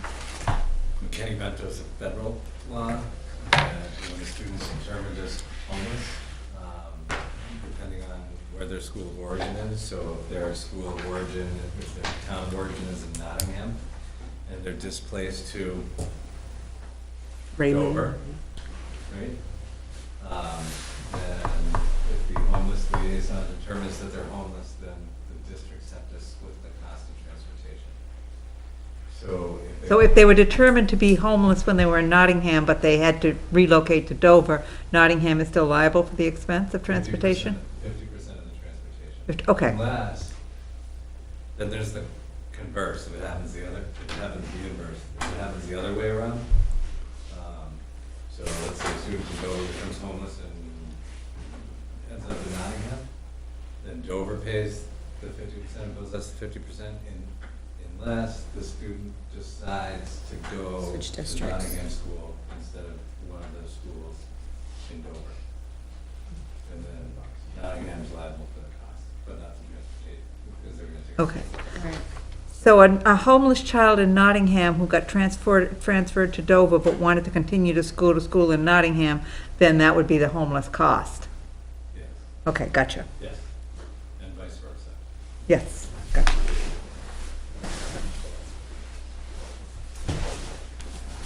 Okay, and construction services. This is a line, proposed budget $2,000. And it's a new line to support studies of plans to potentially expand the Nottingham School building. Those amounts will be also supplemented by another warrant article for costs incurred by the architect and construction costs estimating to get the application for the aid that we'll be discussing with another warrant article. so is this for the same services to add on to that, or is this for a different service? The $2,000?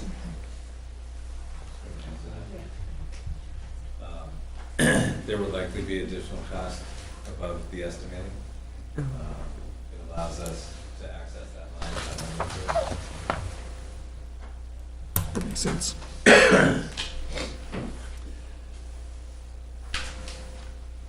On to food service. Here we have staff salaries and benefits that go from page 38 to the top of, two lines on the top of page 39. And those total to a proposed budget of $106,037, an increase of $3,505.47, or 3.42%. Food service training, $100, same as last year. Equipment and repairs, $4,000, same as last year. Contracted services, fire safety, $25, same as last year. Travel, $100, same as last year. Food services supplies, $3,700, $700 increase, 23.33%. Food and milk, this was mentioned as a decrease based on prior years actuals. It's set for $66,500, or an increase of $7,500. Correct. Adjusted final. Oh, thank you. Which we're getting to shortly. So that's an increase of 12.71%. Food and milk, non-program New Hampshire breakfast, $1,000, same as last year. Technology subscription, $299, is a $237 decrease, 44.22%. The function total for food service is proposed budget of $181,761.07. It's an increase of $11,468.47, or 6.73%. The updated totals for the grand total of this year's operating proposed budget is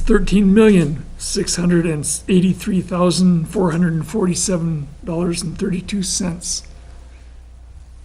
Can you repeat that? 400. Can I say it again? Would you mind?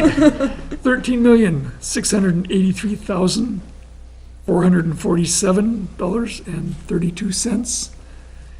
It's an increase of $516,652.10. The increase percentage is 3.92%. Questions? Yeah, I don't mean to go back on an account, but, Sure you do. Let's do it. well, this one just jumps off the page. What you got?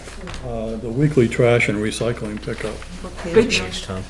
page 34, account 26205430. You know, the last 2 years it ran around 16,000. All of a sudden, we're budgeting 25,629. I guess I don't understand what happened. That's contracted services, though. Yeah, Well, but still, I mean, it's not the rubbish, you're looking at the wrong. I'm looking at this here. Contracted, Right, so the trash removal is at the one above it. I mean, why the jump of $8,500? Additional maintenance this year. Plus it's gone up quite a bit. That's the weekly trash recycling, so that's, No, it's not, No. it's, he was actually looking at the line below that. Yeah. It's contracted You need to look at services. the note beneath. HVAC. Refinishing. It is confusing the way they squish together, so it's easy to. so that was. Oh, I'm sorry. I read the line above it, I was, Yeah, it's. We all do that. I hate Several the way- times. I hate the way it's just too close to the one below it. Yeah, I agree. We told them Since you that brought before. us We back agree. there, are we gonna fix the roof in the gym before I we do the apologize. refinishing? Are there plans on the roof? I know, being in basketball, that drip drip before we refinish the floor. Are we good gonna make idea. sure? Yeah, there's not a leak roof's in the good. roof.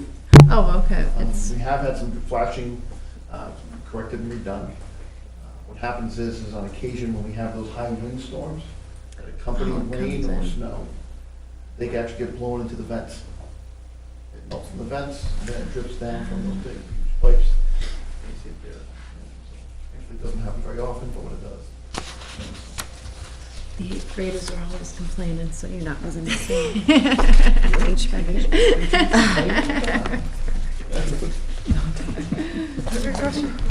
In the CBA, there was a piece for the 403B and TSA match. Where's that in the budget?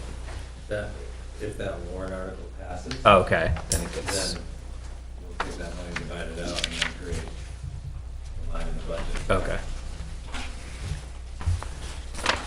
Is that it's a new benefit that they don't already have, or is there already a match? Sorry, I missed that. Is that an entirely new benefit, or is there already a line with it? It's a that- newly negotiated. They have access to, yeah, they've always had an option on 403B. Yep. A match though, right? Yeah. Match, not a contribution. They have to contribute in order to get Yeah. them. Okay, any further questions on the proposed operating budget? Going once, going twice. On to the warrant articles. The other warrant articles, that was Article 2.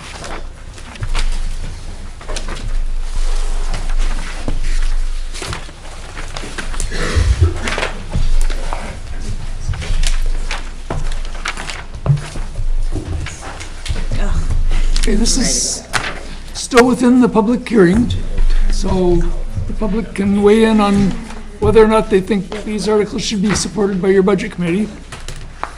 This is Article 3, shall the Nottingham School District approve the cost items included in the collective bargaining agreement reached between Nottingham Teachers Association and the Nottingham School Board covering the 3-year period from July 1, 2020 to June 30 of 2023, which calls for the following increases in salaries and benefits at the current staffing levels over those paid in the prior fiscal year.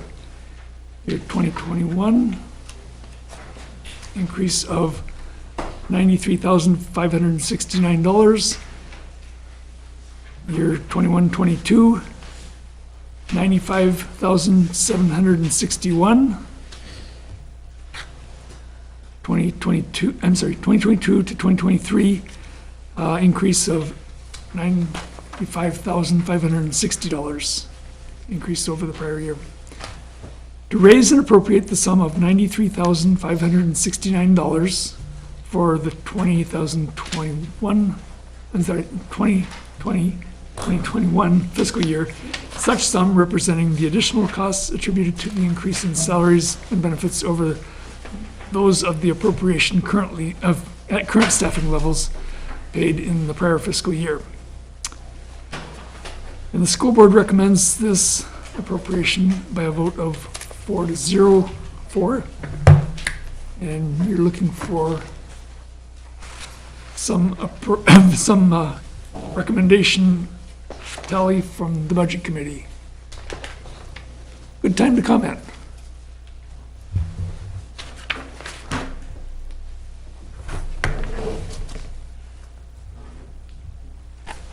Hearing none, moving on to Article 4. Do we vote on it, or? Not till the end. Not yet. No, we're just seeking input. Okay. I actually would like to also say that our vote was taken during a time when one of our members was ill, and so that's why 5 people didn't vote. And you'll see that throughout. Okay, thank you. So there wasn't one person who was holding out and didn't agree to anything? That is correct. Well, then it would be 4 to 1. That's true, that Or would be it 4 could to be 1. somebody abstaining, but yeah, no, we would like to revote. You had a quorum. We did have a quorum. There you go. Article 4. Shall the Nottingham School District, if Article 3 is defeated, authorize the school board to call one special meeting at its option to address Article 3 cost items only? Number 1, does the budget committee think that's a cost implication? Well, it is because there would be a meeting. It's going to cost something to have a meeting. That's true, there would be. However, it's not gonna cost something, I don't wanna argue, but it's not gonna cost something in the next fiscal year that you're working on. The meeting would be this It year. would cost something this year. Right. Well, that's true. We don't usually vote on it, I think. I think your point might be that those monies not spent on said meeting would be returned to the general fund and Yep. be advantageous to taxpayers in future years.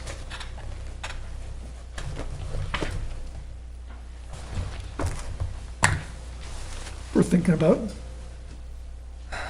Is there any harm to When we having get a to vote? our part of the meeting, should we move We can just, to consider that? we can consider that.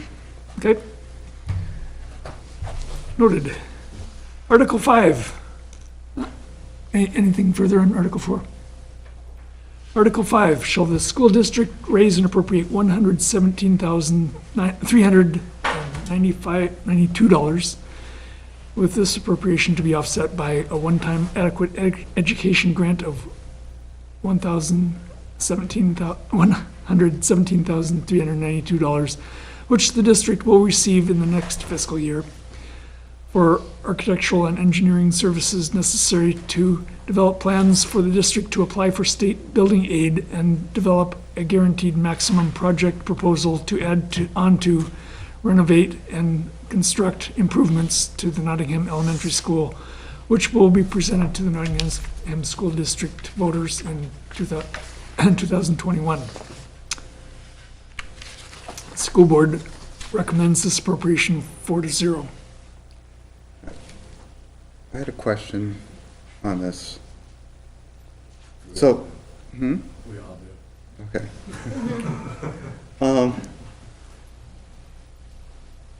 So, if I recall at last meeting or something, you were saying that we were getting this grant no matter what, pretty much. So, so does that mean we can use that grant in anything else, or would that just, how does that, you're just offsetting it with this grant that we're getting no matter what? So you got two questions there. So your first question is, can you use it for another purpose? Yes. Okay.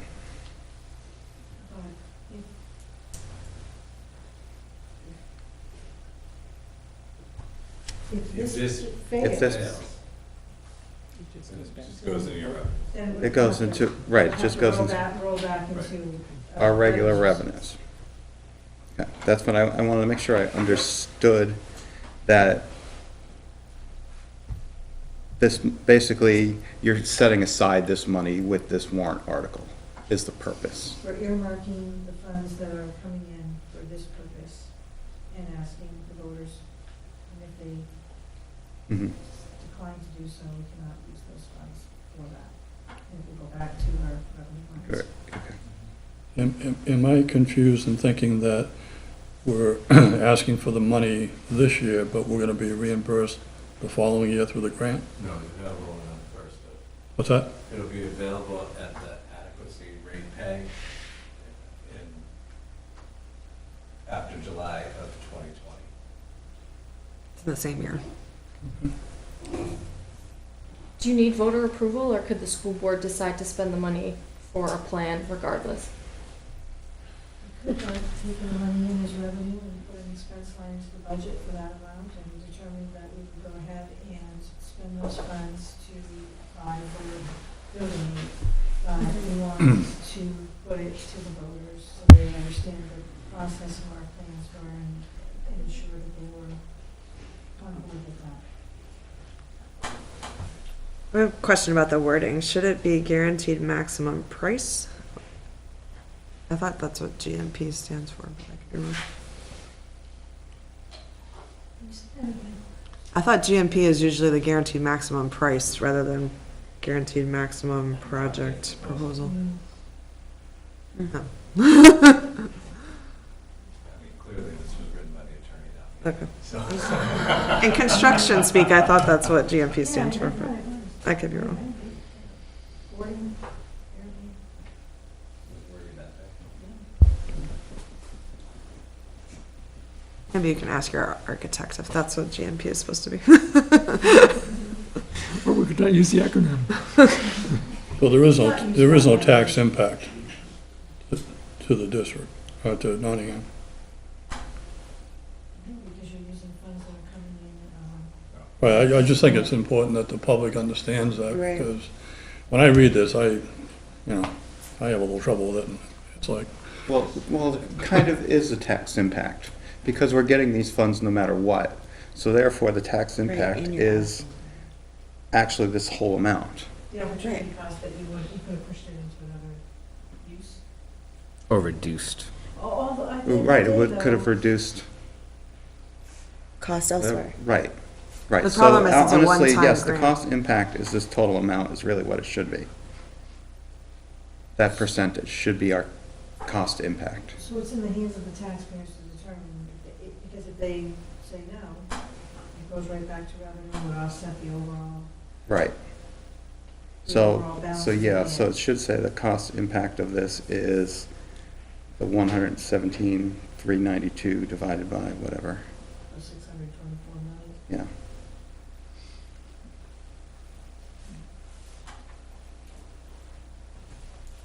I don't see why I it don't isn't agree. zero. Wouldn't be a like cost. it I don't says. agree. No, well, it is, because otherwise, this is revenue that we've taken in no matter what. Right. So you're actually saying, take this revenue and basically spend it here. So, This This is is about money that's additional not tax tax money. This is impact. coming in from a grant. But if you, yeah, so if you But- do it that way, you have to adjust Article 2, because then it would go towards the Article 2 operating budget, or it would just be surplus. I don't know how that would work. So if we took it in, we put it in revenue. right, would we and put then it we're in going revenue? to Asking expense for it line then if it's because already we there. say we're going to They're use it For for that. other infrastructure projects or academic projects, so it would net. Right, but we're not showing, we're not voting on the revenues. Right. We're voting to expend this money, which is a revenue.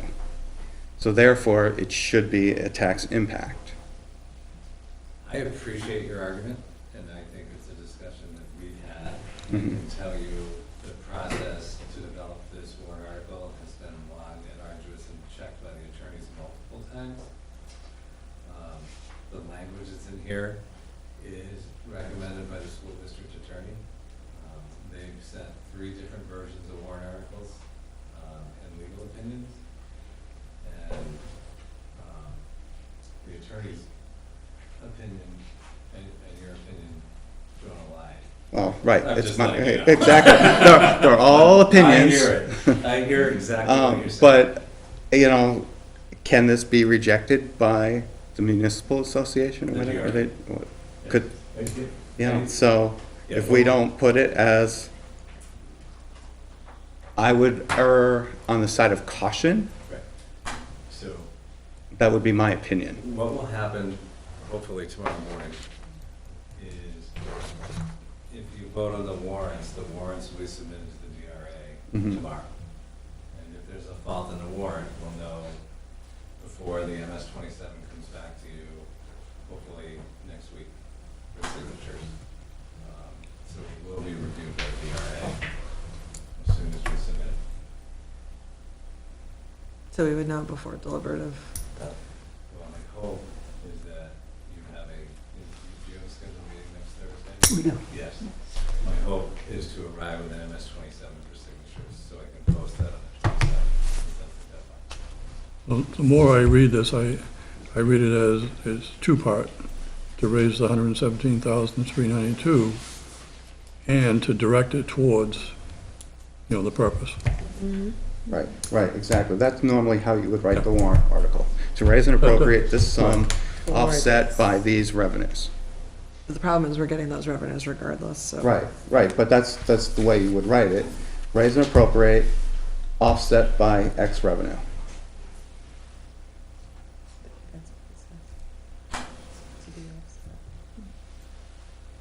That would make more sense to people reading it. Right, so That's what I'm therefore, saying, therefore the tax impact, It does. because you're raising and appropriate. But it's zero, but it would be offset by the revenue, so the tax impact would be zero, because you're negating the two. No, there's always tax impact, because you're negating it by revenue. So that revenue is coming in no matter what.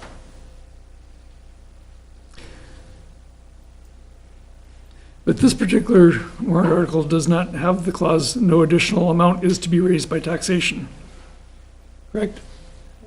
It doesn't have It that? does, You're saying, No additional tax. at the bottom. if we did have that, then I agree with your contention that that should be stricken from that warrant. But it doesn't really say that there's a cost, that there is or isn't It does. a cost. It does at the bottom. This is a different article. I'm looking at Article 5. Correct. Article 5. At the bottom here. Oh, I'm sorry, I missed that. That's what you're talking about. Okay.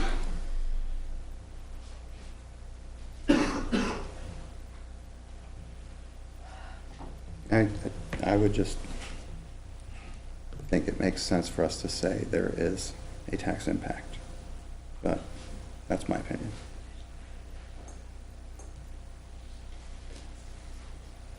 In a favorable way.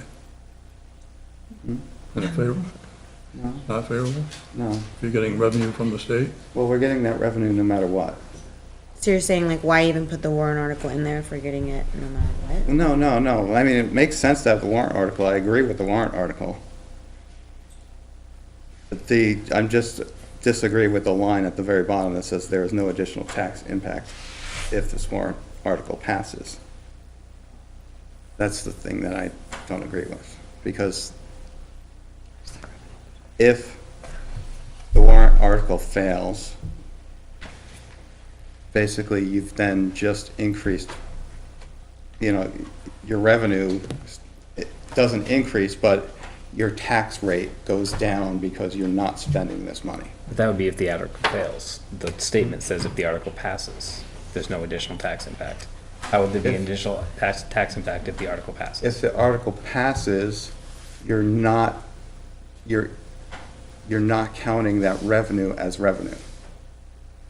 So therefore, you're basically sort of not voting to raise and appropriate. You're just moving this, I don't know.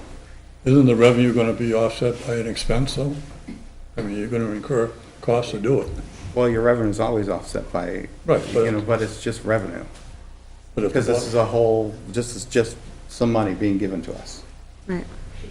Okay, no, if I may. I want to try to understand. Yeah. So, we're getting this money. We're getting this money, yeah. We could put it into revenue, Mm-hmm. because we know it's coming. Yeah. And just put another expense into our budget, Mm-hmm. in which case they would get. And this all doesn't seem the same, except for a warrant article, so we have a net zero effect. If it fails, and the 117 rolls back to revenue with no corresponding expense, then we have a positive. Right.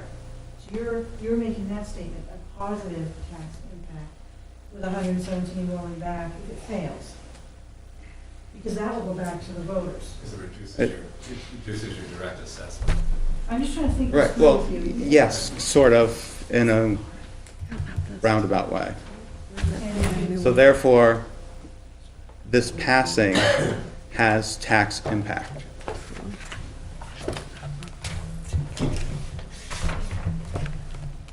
Because if it fails, we get extra revenue, more or less, for a lack of a better term. But if it passes, it's, therefore, we're taking that revenue away. So that is the tax impact. Let me offer you a different angle. Let's go down to Article 6, just for a Mhm. minute, right? If that article fails, you've already raised and appropriated, right? If that article fails,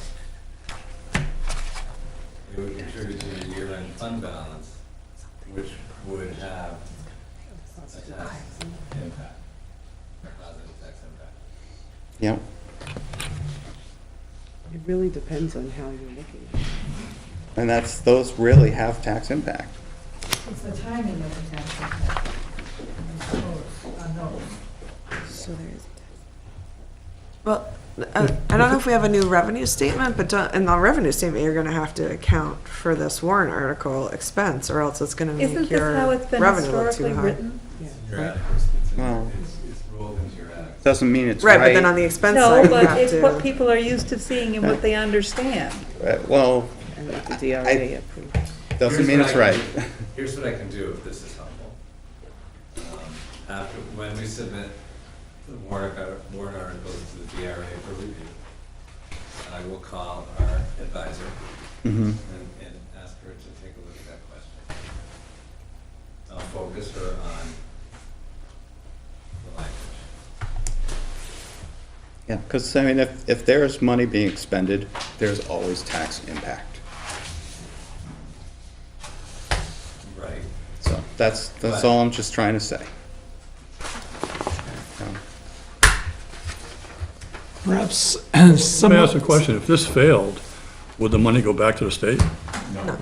No? We're getting it no matter what. Right. In unassigned fund balance. No, if the article fails,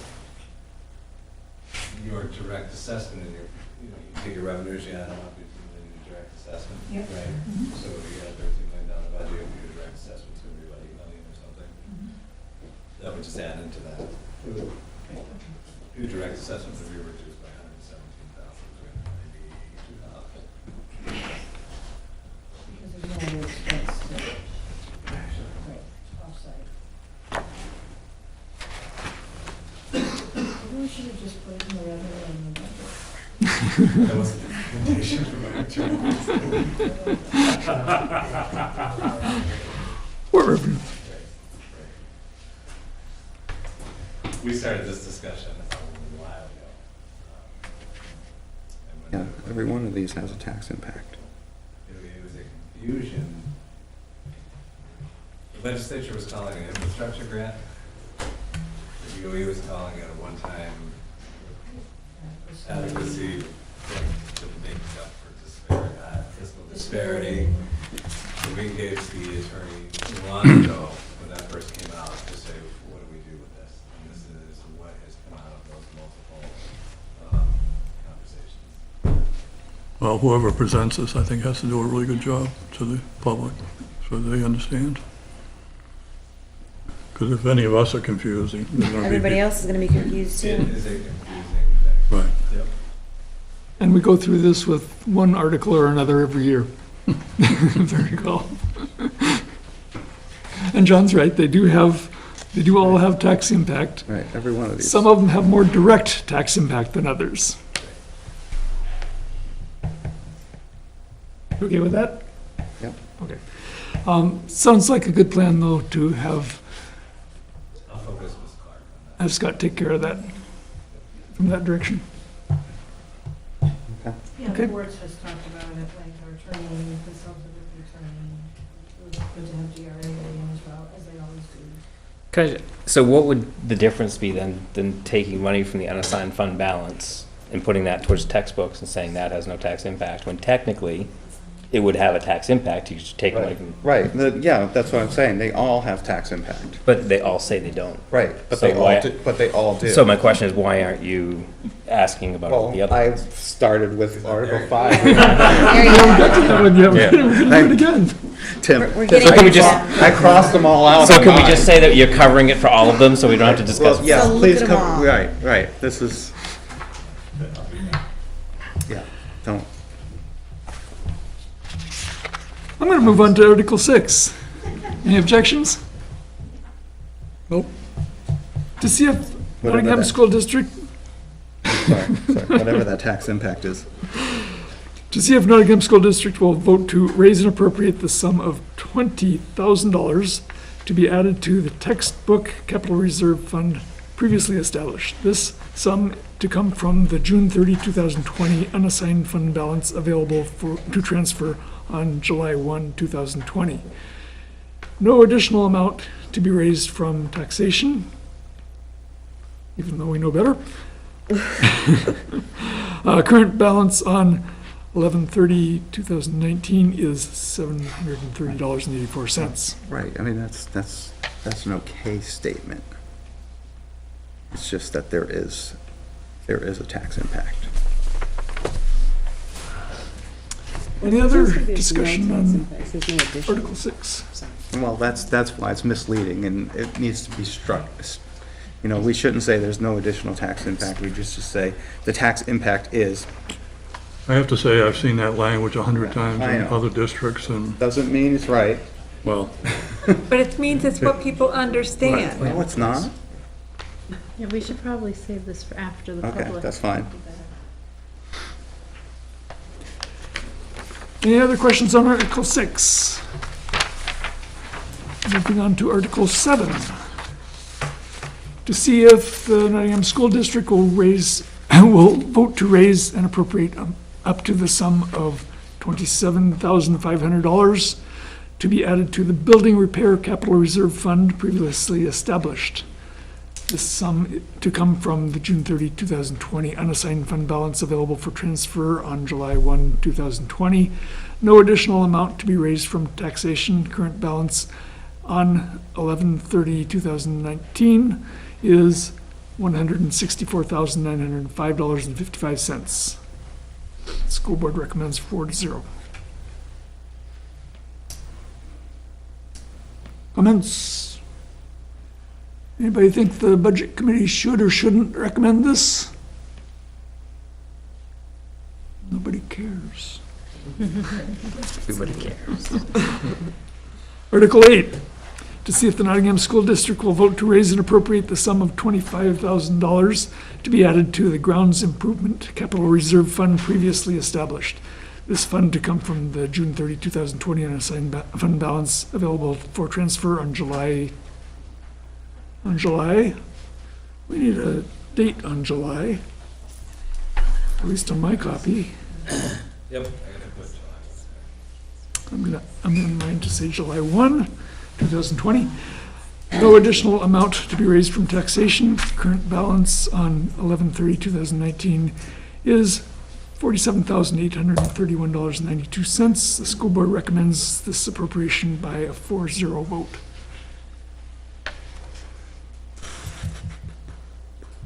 And nobody cares if the budget committee recommends it or not. Yes? Yes.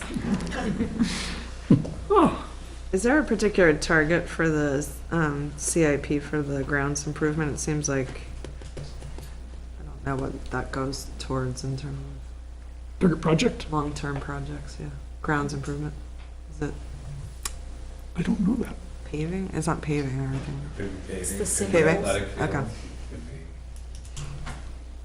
We have said, as part of the Marston, we had a verbal agreement with them, that we would maintain soccer field out behind the school. And they were going to be doing work on the other field, so that has been, we've had a lot of donations that with that, it's time and service.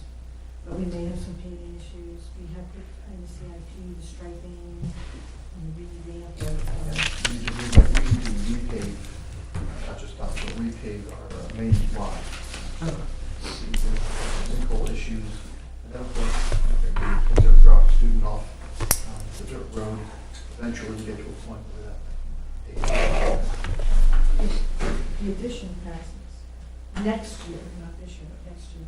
That back road will be it'll be repositioned along with septic tank, so that will be covered in that. and we could, so we offset some of the cost of doing that.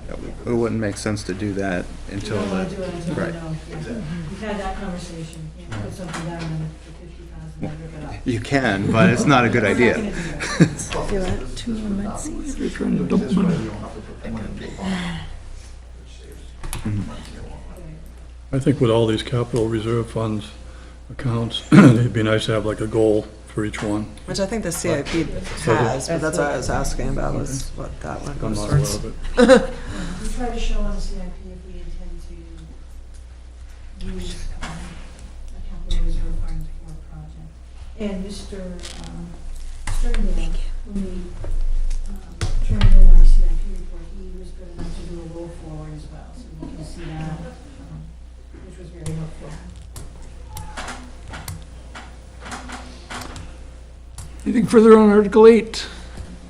Article 9, to see if the Nottingham School District will vote to raise and appropriate up to the sum of $30,000 to be added to the Special Education Capital Reserve Fund previously established. This sum to come from June 30, 2020 unassigned fund balance available for the transfer on July 1, 2020.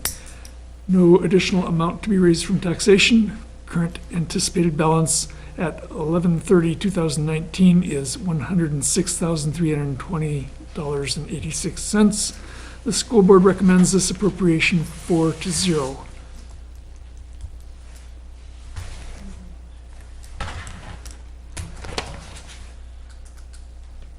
Just a No comments? question on, the anticipated, is that due to the Medicaid not knowing, or why is that one current anticipated balance? It's supposed to say current balance. Oh,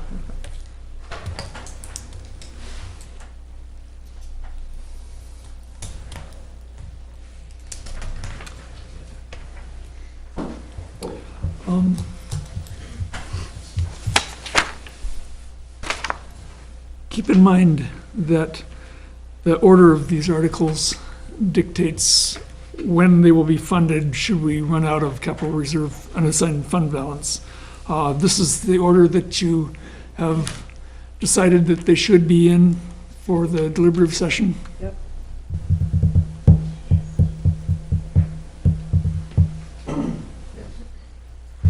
Okay, I have two questions, I'm sorry. we're good with the order of articles that's been thought through, and that's the decision? Okay, Yes, thank you. very well considered, I would say. Okay.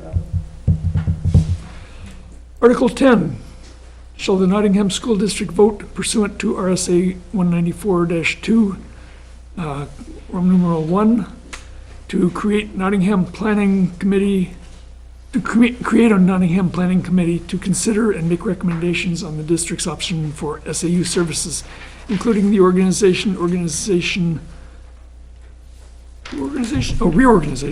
or withdrawal of the Nottingham School District from the SAU 44 in accordance with provisions of RSA 194-C. School Board approves this article by a vote of 4-0. Now, this one truly has no tax impact, right, John? Pretty minimal. Article, we're just looking at 194C21 and trying to make sure everything's the correct. same Right. on that. Are you gonna tell? Yeah, unless there was some expenses I can't, but they're unknown, so Yeah, I mean, they would have to find it in the budget somewhere. In Stratford, Yep. there's no cost associated with this that we're aware of, conducting this. I understand that, I was just, Yeah. And we did look at the Stratford plan for their removal, if you will, and they have to, it's probably to provide a possible scenario for the other districts. It doesn't mean that we have to take that scenario or anything, it's just an option. And within that option, there would be additional costs to the remaining districts of 170,000, which we would have to pay probably about 60%.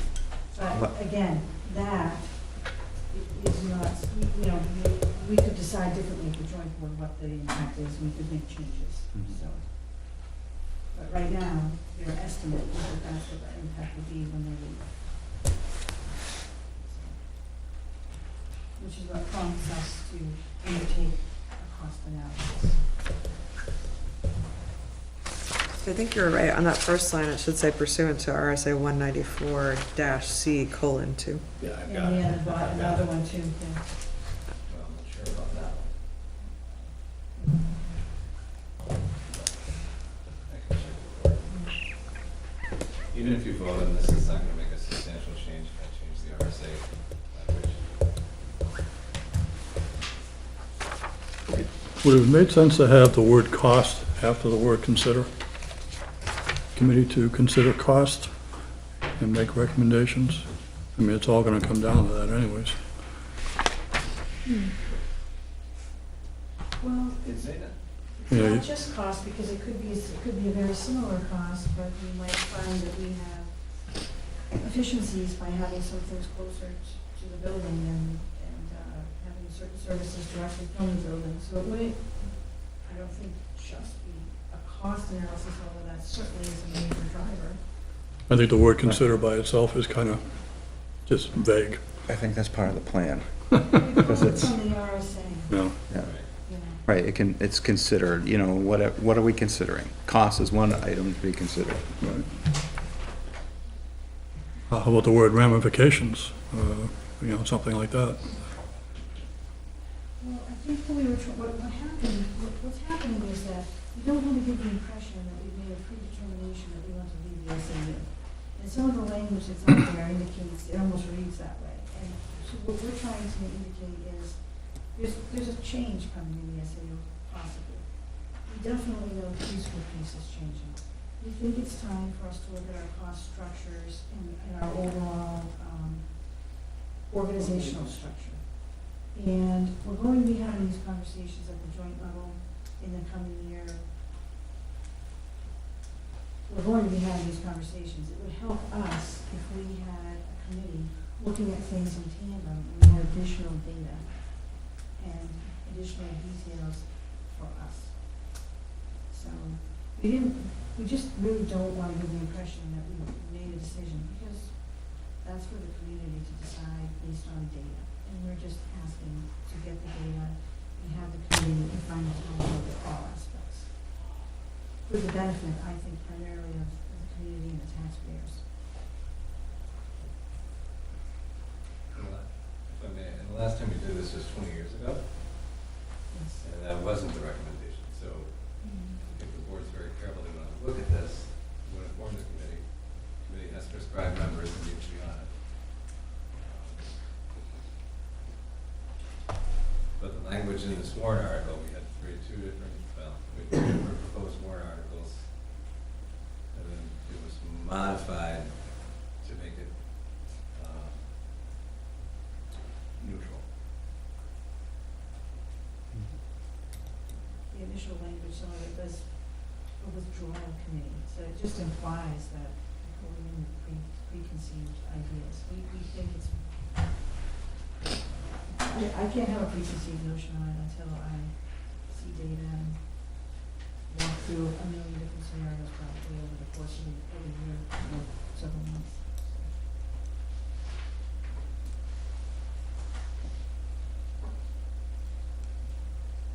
Thank you.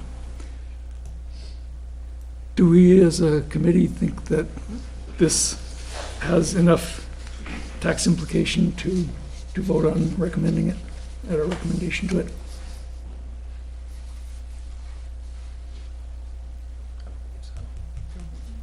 No? Okay. When we convene that for public session, we'll address that particular aspect. Anything further for the public session? We need to look at accepting the default budget and accepting, this is post-public session. Presentation of other warrants. I think unless the public says otherwise, we are done with public session, the public hearing. Somebody want to move? I'm sorry. Sue. Did you go down through the revenues? Haven't yet. Or if you want to do it after?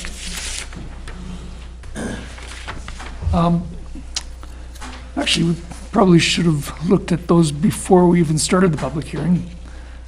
But it's up to the board. Want to close the public hearing Sure, now? Somebody want to make a motion to do so? I will. I'll second it. It's been moved and seconded to close the public hearing. Any discussion? Hearing none. All those in favor of closing public? There is discussion, excuse me. Question. Apologize. Go ahead. I think you need to review the revenues in public session, in the public hearing. That's what I thought too. Okay. Okay. Anybody So- object to that? Let's do it. I'll withdraw the motion. That's fine. Withdraw. I withdraw my motion. You have to withdraw your second. What I motion? will withdraw the second as well. Okay. We have revenues someplace. Have that? I don't know. Yeah. What do they look like? And the taxes.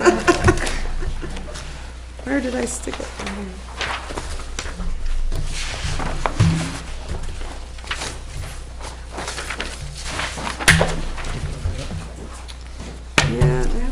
one. Two pages. I think it's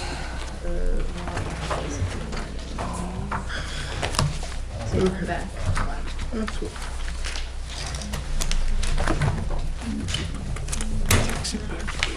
Or maybe I didn't put it, Yeah, Revenues are right. probably didn't put it. I put it here. Yeah, just, I have to get on the top. it's in here somewhere, but I just put it to the page. Oh, thank you. I have the old one, I just don't know. It looks like this. Yes. Mr. Rooney's holding an example on it. Thank you. There's a hole punched one. Oh, okay. Maybe mine was just on the table. There's no date on this one. We found one, Sue, if you want. Thank you. Thank you.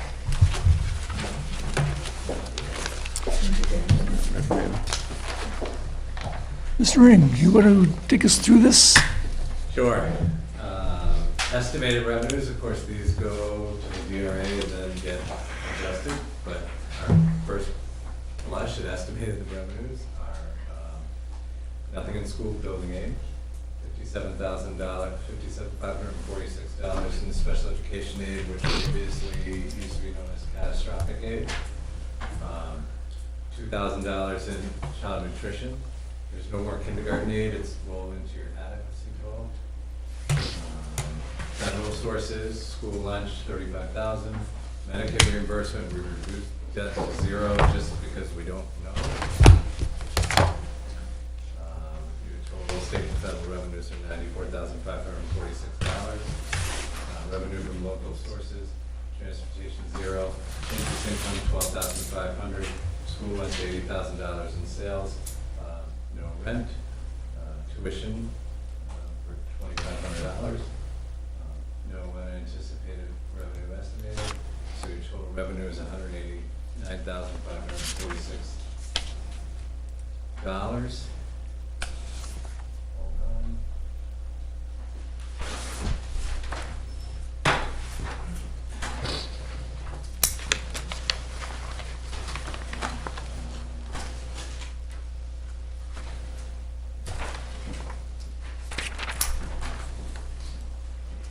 So those are your revenues. Your adequacy grant is 95% of the estimate,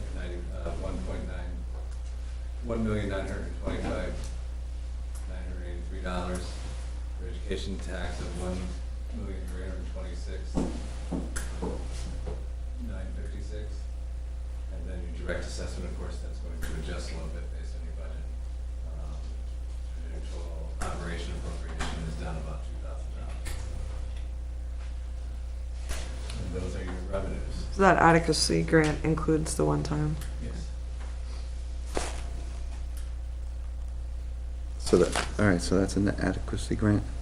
Just change, you have to change that bottom line number there. By the state.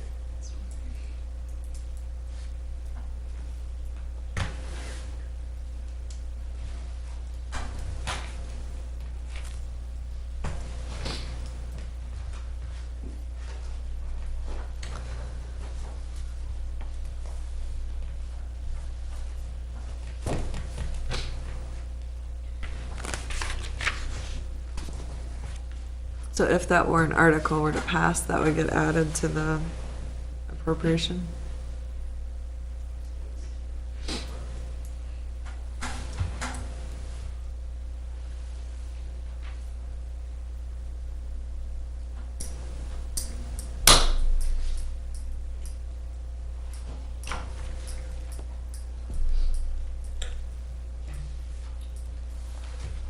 If you look down below, if you'd like me to, would you like me to continue, or you want to just talk about your revenues?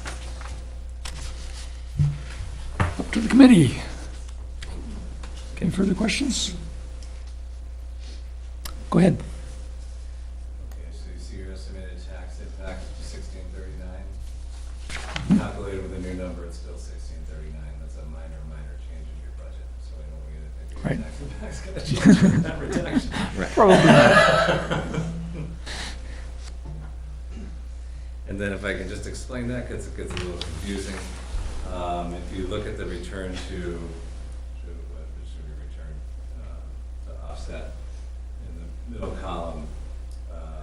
you don't know what your 1920 return is going to be, so that's blank. But you can see the history there. In 27-18, you estimated a tax rate of 1471. After the return came to 1408. In 2018-19, 1577 came to 1517. And then you know your tax rate right now was projected to be 1612 and came in the following year 1470. Do we have an estimated number right now? No? We just started. Too early?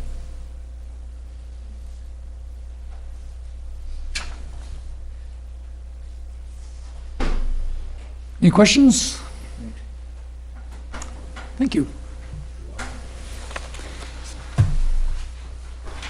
Should we just go ahead and make a motion to accept this? I do again? I will second it. Discussion? Move the question. All those in favor of... Oh, I got a question. Are we still in public session? Yes, we are. Just very, Yes, we are. I just wanted to say thank you for considering it so carefully, and I hope that you'll consider supporting not just the teacher's contract, but all the different items. So I think we have a really